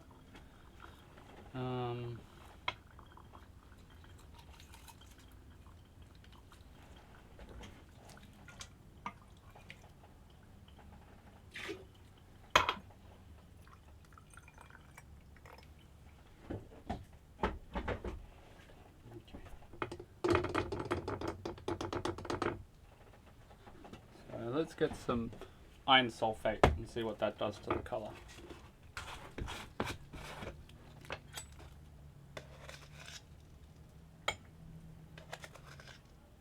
Not really sure how much of that to use either, but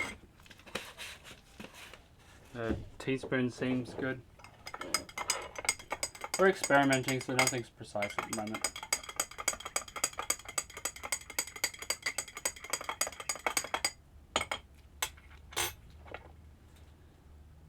We'll take our iron sulfate and we'll add it in. Okay. That has gone like a swampy kind of green color. Interesting. Let's keep adding.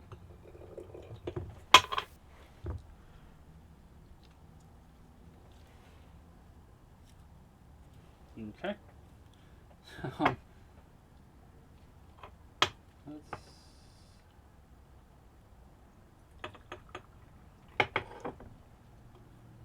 so I guess if we try and precipitate out now.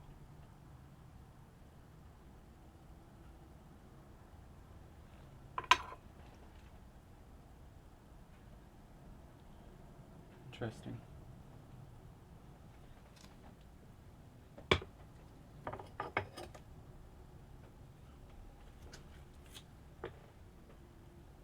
Well, that's kind of cool.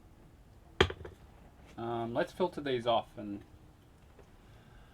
at the moment I'm just using regular water, like tap water. We have pretty mild, not particularly hard or particularly soft tap water here in Melbourne. But if I was being really precise with certain things, or if your water was like really minerally or heavy in lots of salts and stuff like that, then maybe use demineralized water. But it's not the worst, especially with things like this. If I was doing work with other, like if I was trying to make and synthesize other chemicals and stuff like that and be more precise, then I would potentially use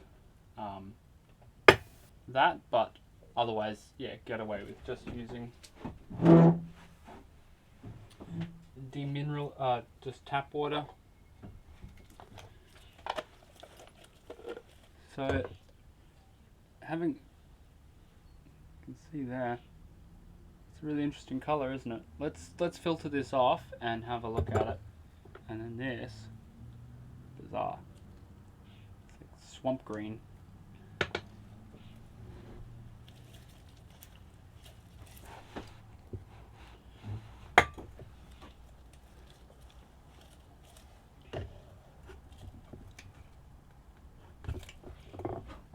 Get the vacuum filter going.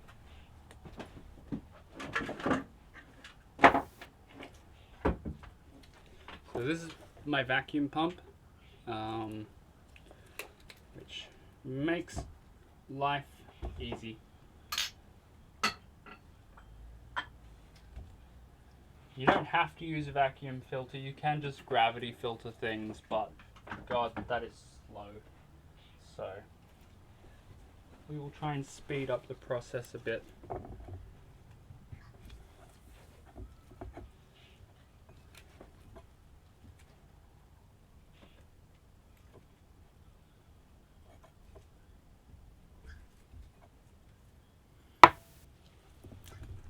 Get that in there. Filter paper.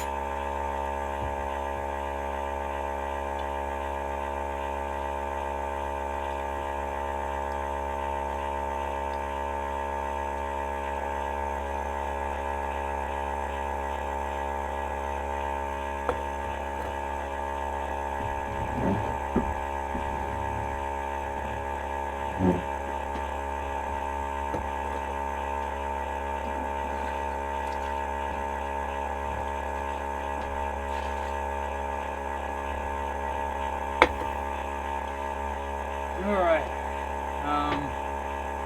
the vacuum pump too noisy? If it is, I could just move this to the side so we don't have to have it around while we're working.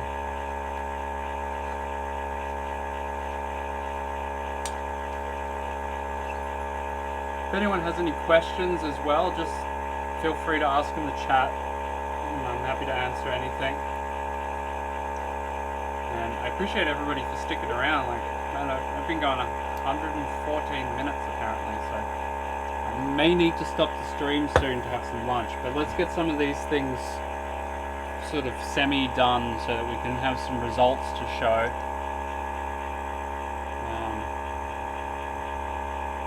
Pump's fine? Cool. Alright. We'll get to filtering these in a sec once the pump's freed up. What I'd like to do now is get back to this.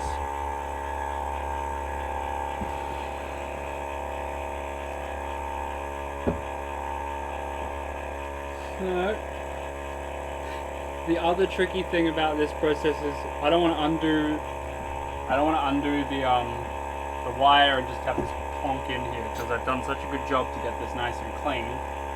So fingers crossed we don't mess this up.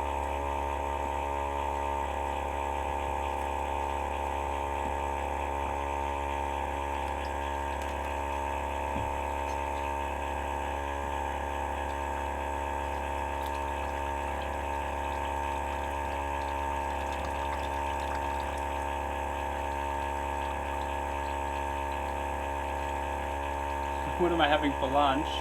I haven't decided yet. I'm out of bread. I'm out of a lot of different things. I'll find something. What time is it? 20 past 12. 3:20 in the UK. 3:20 a.m. I assume.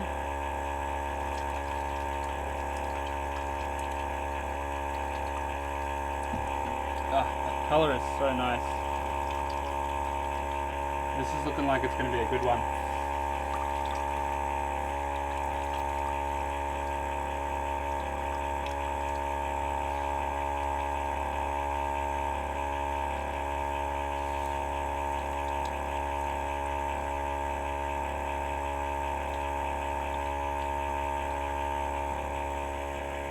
Right.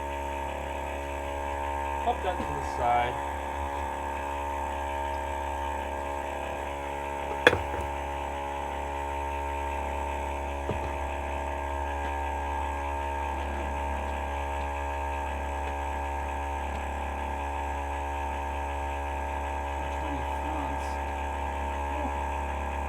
Thank you for people tuning in the middle of the night. That's cool.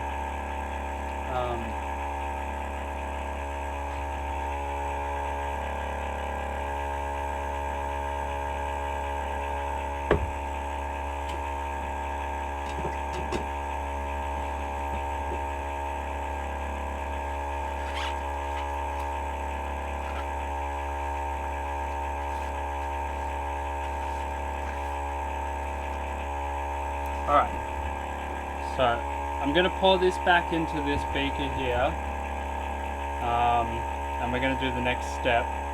I just want to make sure that it's nice and clean when it goes in here, so I'm just going to do a slight filter.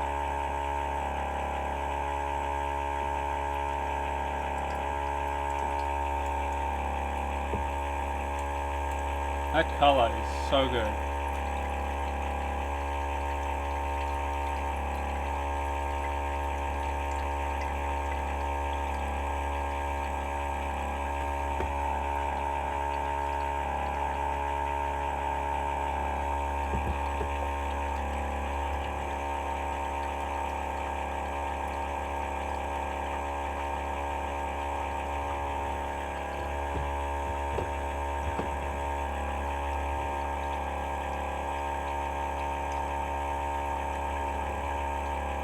Time is meaningless in quarantine.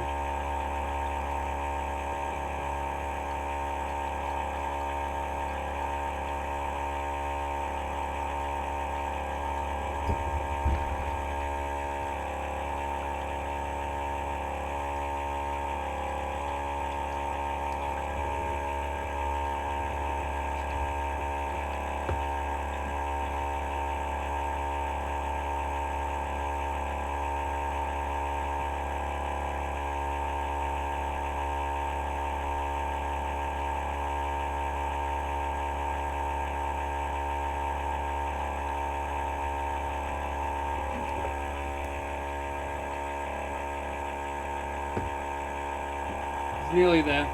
It's getting there. A bit more liquid to pull through.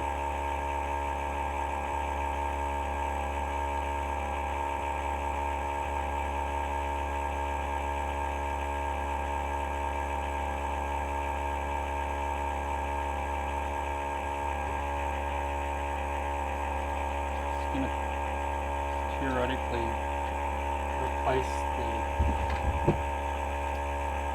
the cotton wool just every so often. It doesn't get too clogged up.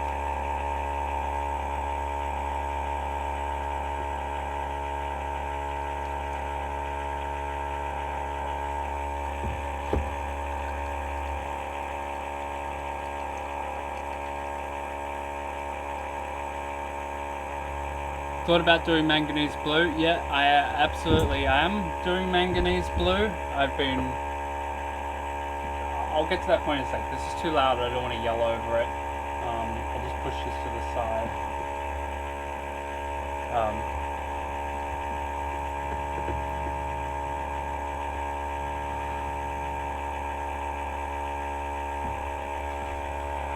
Almost through all of this.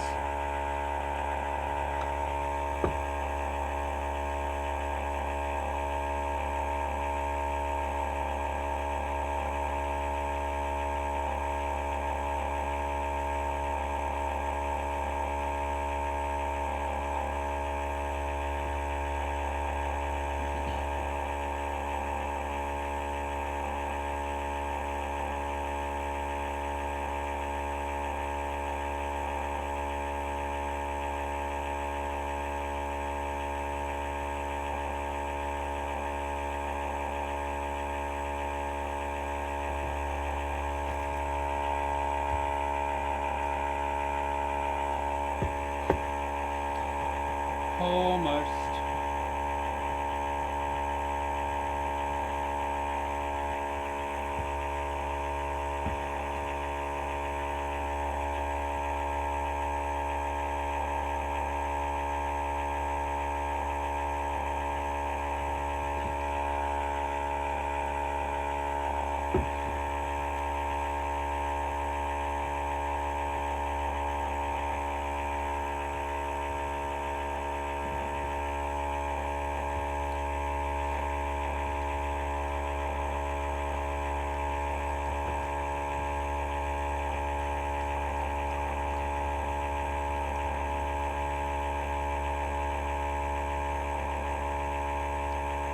How's the white lead going? I can show you what that looks like at the moment.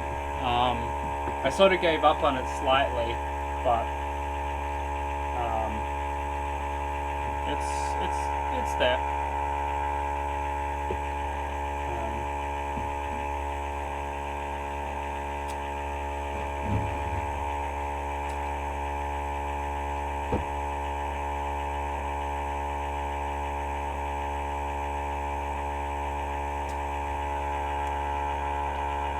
Alright, that's all that in there.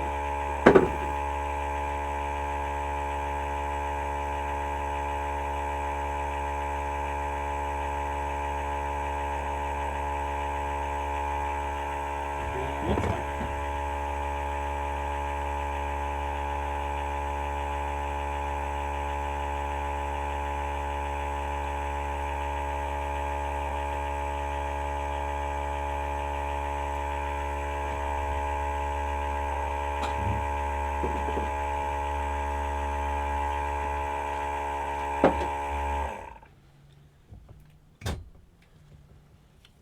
Okay.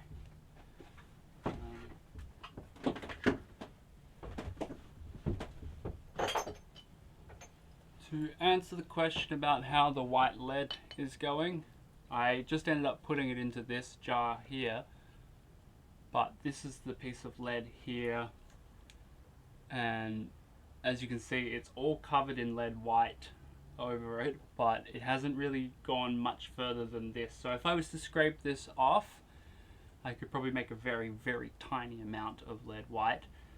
Otherwise I've just sort of halted the production of this just to keep it as it is because I think it looks really neat.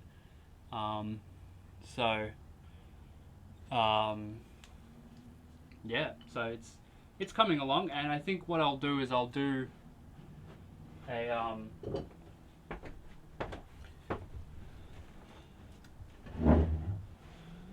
what planet rules Madder? I don't know. I'd have to have a look into that. I haven't done any research into that one. There's probably some information on that somewhere. I shouldn't get so distracted. Okay, lead white. I'm going to do another experiment of that in the future. But we'll get there. Alright, let's have a look at this pigment though.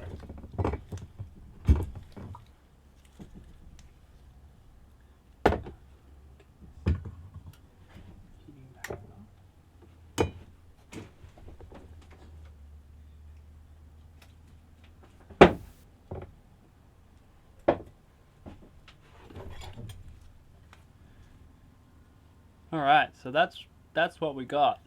That is very interesting. Let's take it out of there.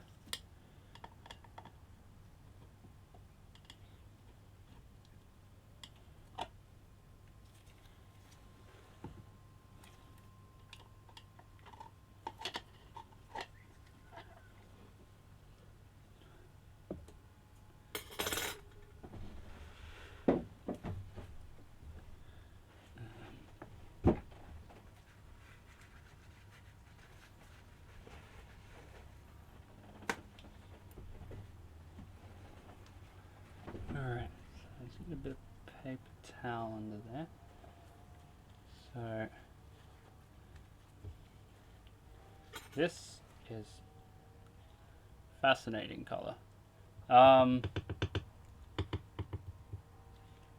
Very bizarre. Let's get it close up for everybody to see there.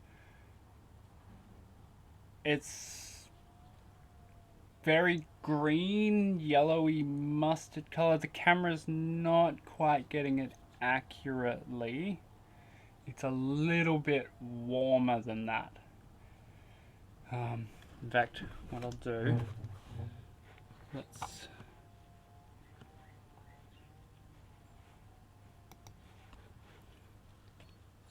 just adjust.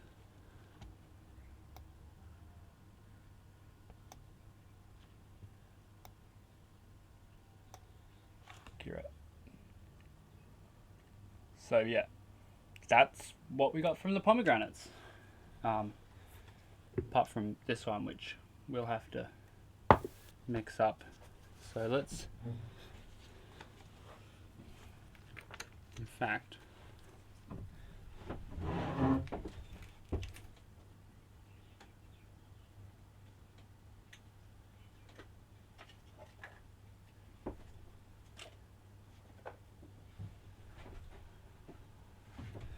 yeah, it's almost yellow. It's not quite as warm. Let's brush it out onto, oops.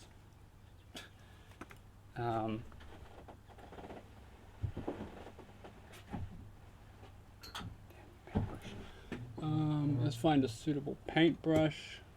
Not covered in crap.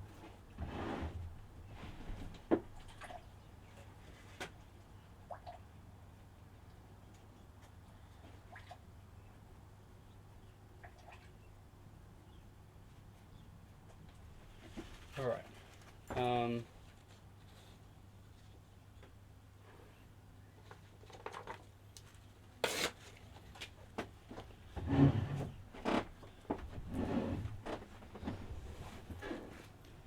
Let's just reduce this intensity of this brightness for a moment. Alright, piece of paper. Let's just brush some out on a paper. Yeah, it's super transparent. Oh my god, you can't even see that.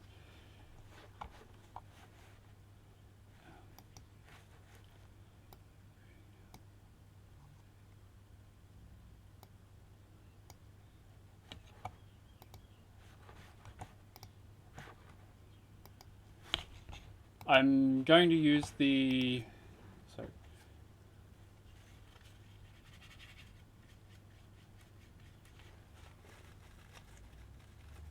Still a little bit of green in my brush from something else.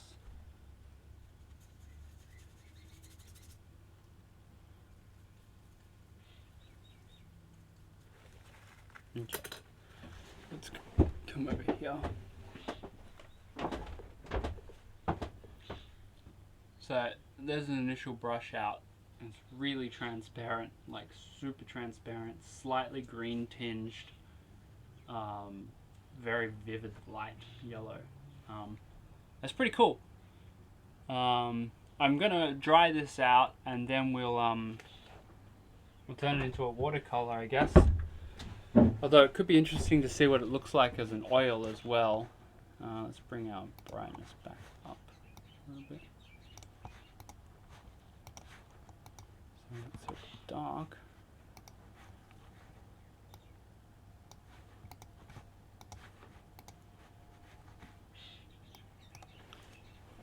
Yeah, it's really quite interesting.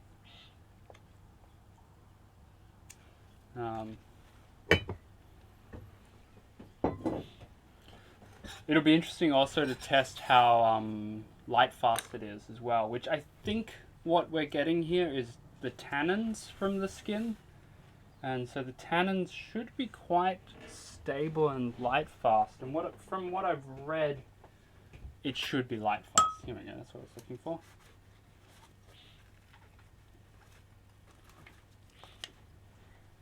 Alright, so alright, back to our madder here. We'll put that to the side and let that dry a little bit.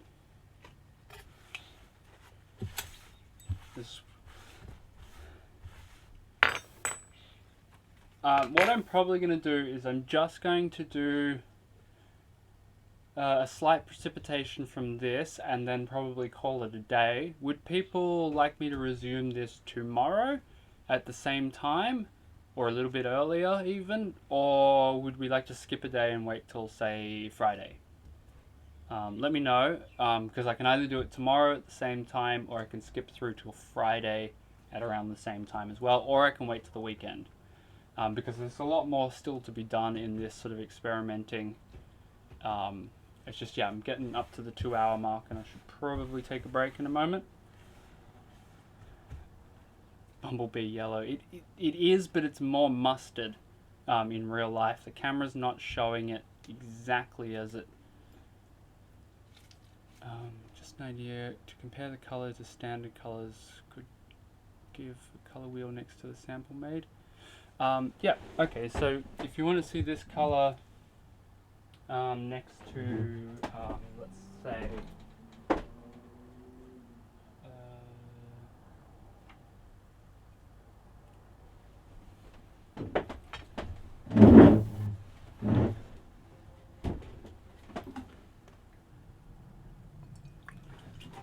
so let's...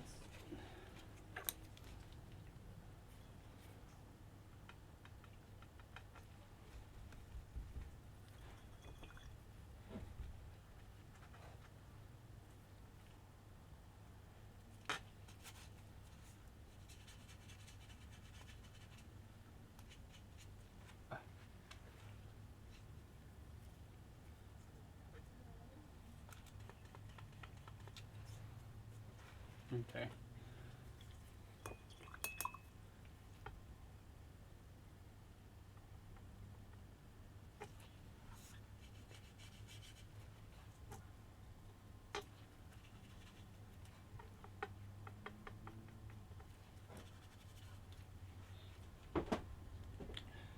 So here, that's cadmium yellow at the top. That's the one we just made, and that's definitely nowhere near as warm as the yellow ochre is.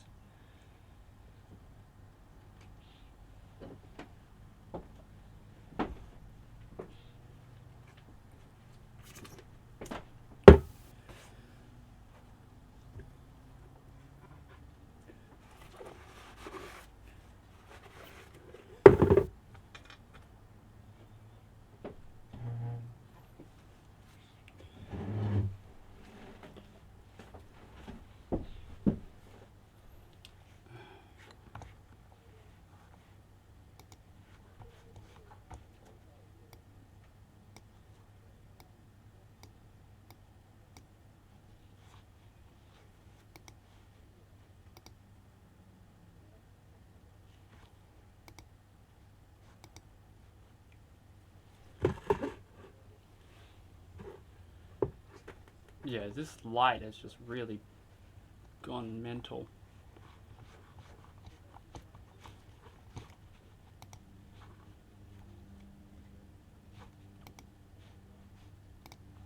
Give me a sec to get the settings better.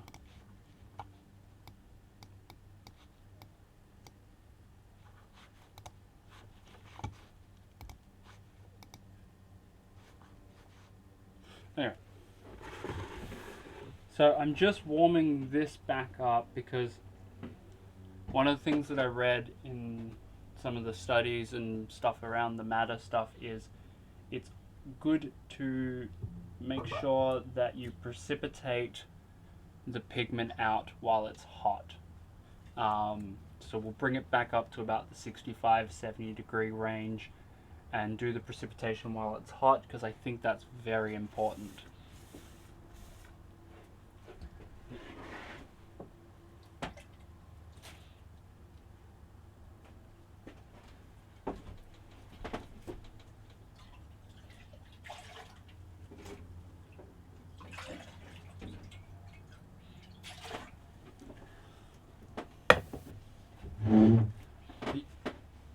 Other factor that's super important with the whole process of making Madder Pigments is you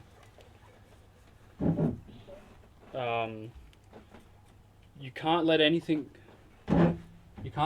come in contact with iron substances. So like that iron sulfate I used just here on here, like that will ruin this color completely. So you want to make sure that everything is free from iron where possible. It's very integral. Now, let's go back to the book. And we will, while this is still warming up, and we will read the next step because I think it's interesting.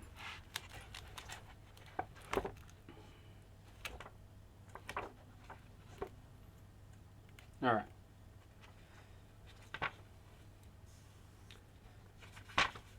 Madder Lakes. Here we go.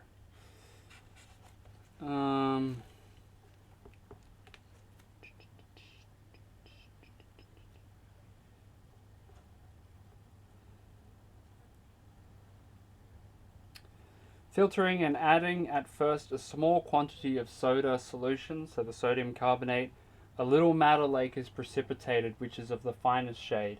When this lake has settled and the liquid is poured off again and mixed with a little more soda solution, now the lake that is precipitated is inferior to the first if the madder is not of a specifically fine quality.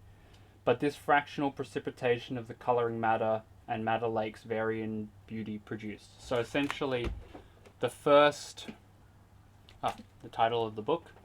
The title of the book is The Manufacture of Mineral and Lake Pigments, containing directions for the manufacture of all artificial artists and painters' colors, enamel colors, soot, and metallic pigments.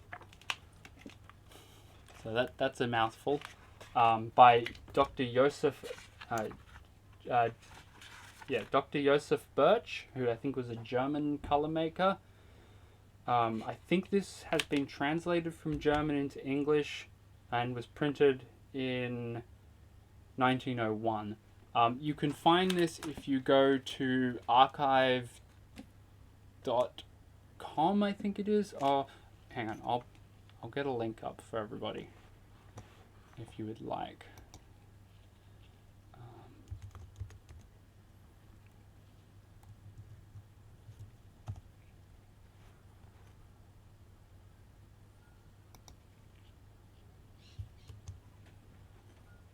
Oop, that's not the one.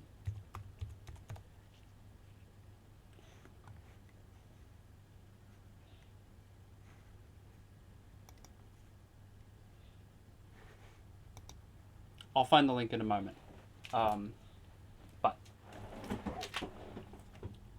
So the idea is that as you add the soda solution and precipitate it out, the first precipitation is your nicest, and then you take out that and you do another one, and progressively they get lighter and lighter. So let's, this is still not hot enough yet. Need that to get hotter.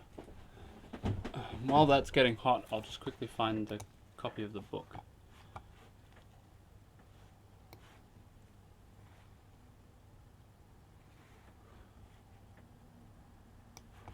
Here it is. Let's see.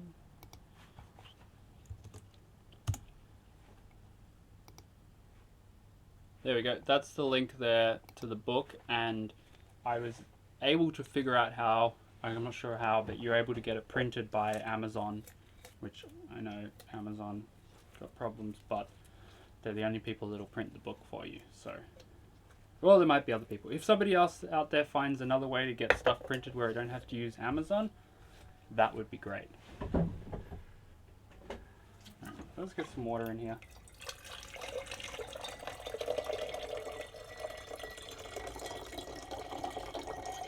About 400 mils of water, and you want your soda solution to be fairly strong, I guess.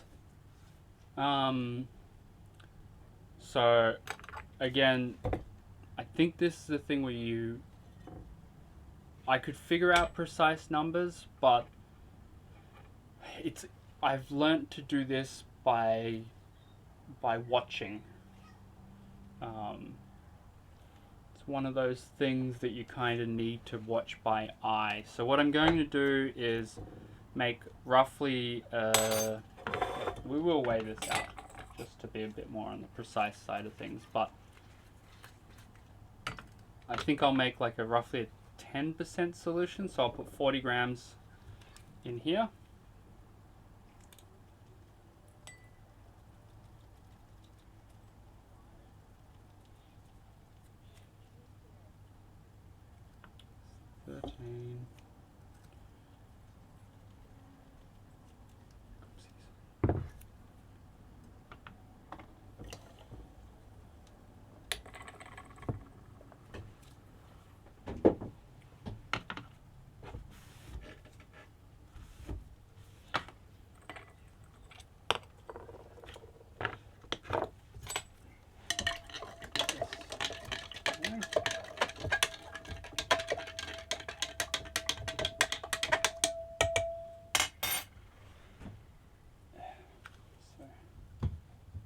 Waiting for this to get hot enough.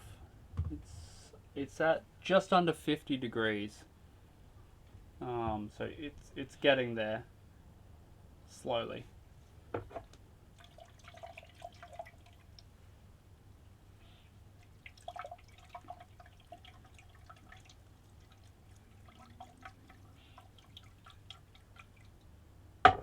God, sorry, the camera looks terrible. I'm getting some better lights, and eventually I'll get the camera settings right. It's either too much contrast, too little contrast, or too dark. I feel like I had good settings before and now I've just ruined it, but anyway.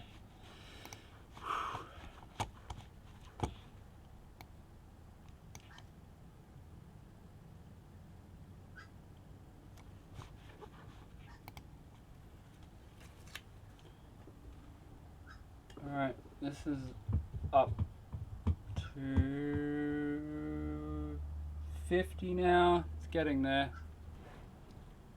Bucket chemistry, absolutely. So you'll see why we need the bucket in a second. This gets out of hand.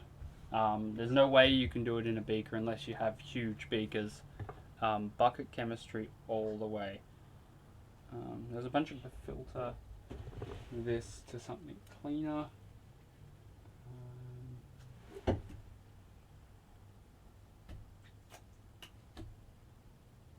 But I don't have anything.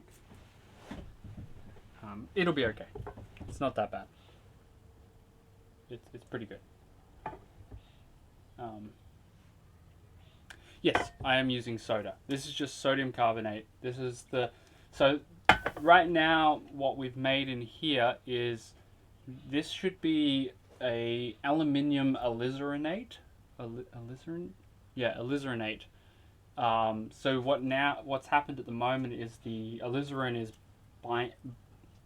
binded with the aluminium, I think, in there from the aluminium sulfate. And then because aluminium sulfate is soluble, it's all liquid at the moment. But as soon as we add the soda, we will the aluminium sulfate will want to turn to aluminium hydroxide, or alumina, which is insoluble and a white powder, but it'll bring with it the alizarin, and so the alizarin will get trapped in with the alumina hydroxide. Thus you get an insoluble solid precipitate that we can then use as our pigment. Just the beauty of the laking process. We're at 55 degrees. It's almost hot enough. I want to kind of get it up to about 60. But yeah, really close. And now the reason for doing this hot, I think, is because if you don't do it hot, some of the alizarin starts to drop out of the solution, and yeah. In fact, there already is. Looks like there is some alizarin that's precipitated out of solution. But that's 55 degrees. That'll do. Might not. Wonderful process.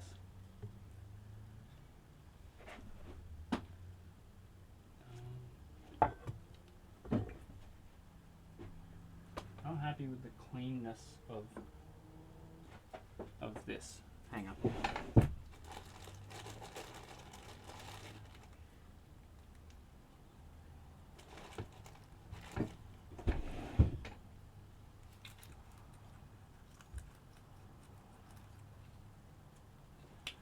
Make sure this is clean.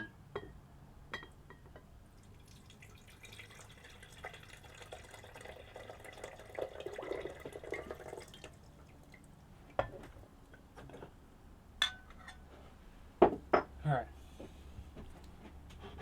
So this is the fun part. And we'll need to get something to stir with. It's clean.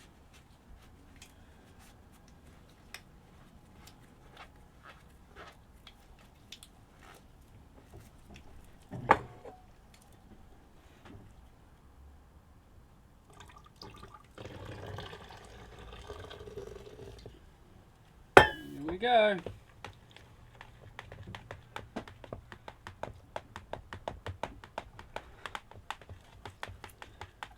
So, as you can see, it's just frothed up like crazy because essentially the alizarin aluminium sulfate mixture is slightly acidic and your soda solution is not. And yeah, just away it goes.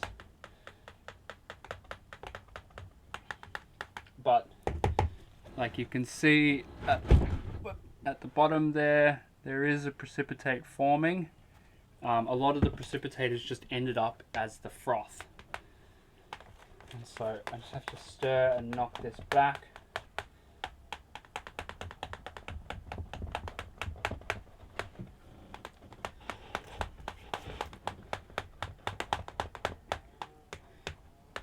So, sort of just like whipping it, kind of like you would meringue, but sort of also trying to knock the air out of it. I'm sure there are better ways to do this, but this is just what's worked for me so far. So just sort of keep beating the froth back into the liquid at the bottom there.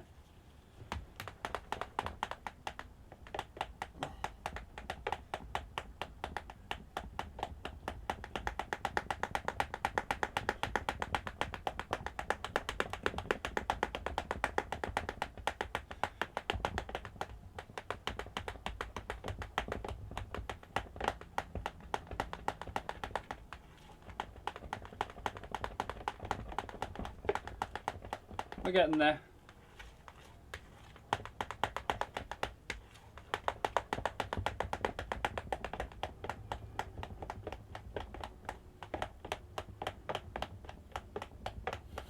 Is it tasty? It smells sort of like damp tree bark.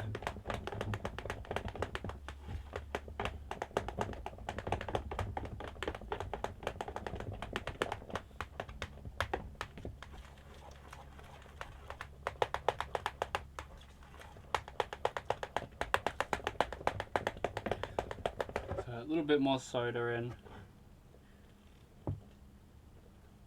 So the trick here, and the main point with this whole process, is you don't want to overdo the amount of sodium carbonate that you put in, because you get a paler and paler product as you go. So like what I'll probably end up doing now is I'm just going to let this sit. Like, I'll stir it for a bit and sort of beat back some of the froth to try and get it to mix back in. But yeah, so let's get a nice close look so everyone can see just how ruby red and nice that color is. I don't know if it's coming through on YouTube very well, but it's quite a beautiful color. It's very raspberry. It's a bit deeper than a raspberry color. But yeah, I ended up adding just about 200 mils of the 10% soda solution, and that's what I ended up with. So what I'll do is I'll just leave this for, 5 or 6 hours, or even overnight, and just sort of periodically come past and give it a stir to knock back the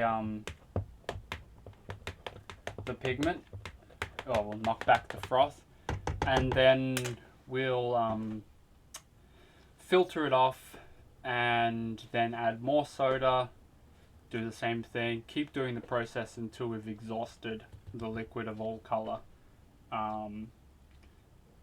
But yeah, so we want to keep it sort of,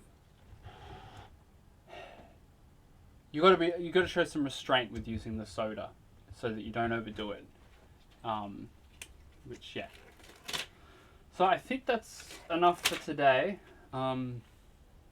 Thanks everybody for coming. That's awesome. It's so cool to have people come and do this. I really enjoy sort of sharing this, and I'll do this again tomorrow, and we'll process up this one a bit further. This was the hydrochloric acid one, which certainly looks different. I'm not sure if it's better or worse. And we'll get to the other one over there, which is an interesting one with the sodium sulfate, and I will filter off the green pomegranate stuff, and I'll dry up the other pomegranate stuff, and yeah, we'll just keep working through things this week, which should be fun. Oh, you should be able to see now, actually, there's quite a decent amount of precipitate at the bottom there now, which is really good. Looks like a really nice color.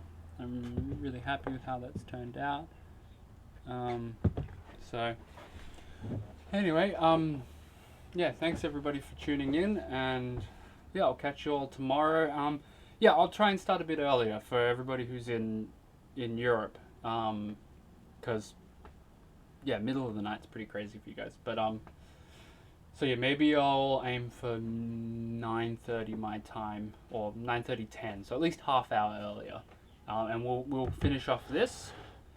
And yeah, we'll move on to a few other things. But yeah, thank you all for tuning in, and I'll see you guys tomorrow.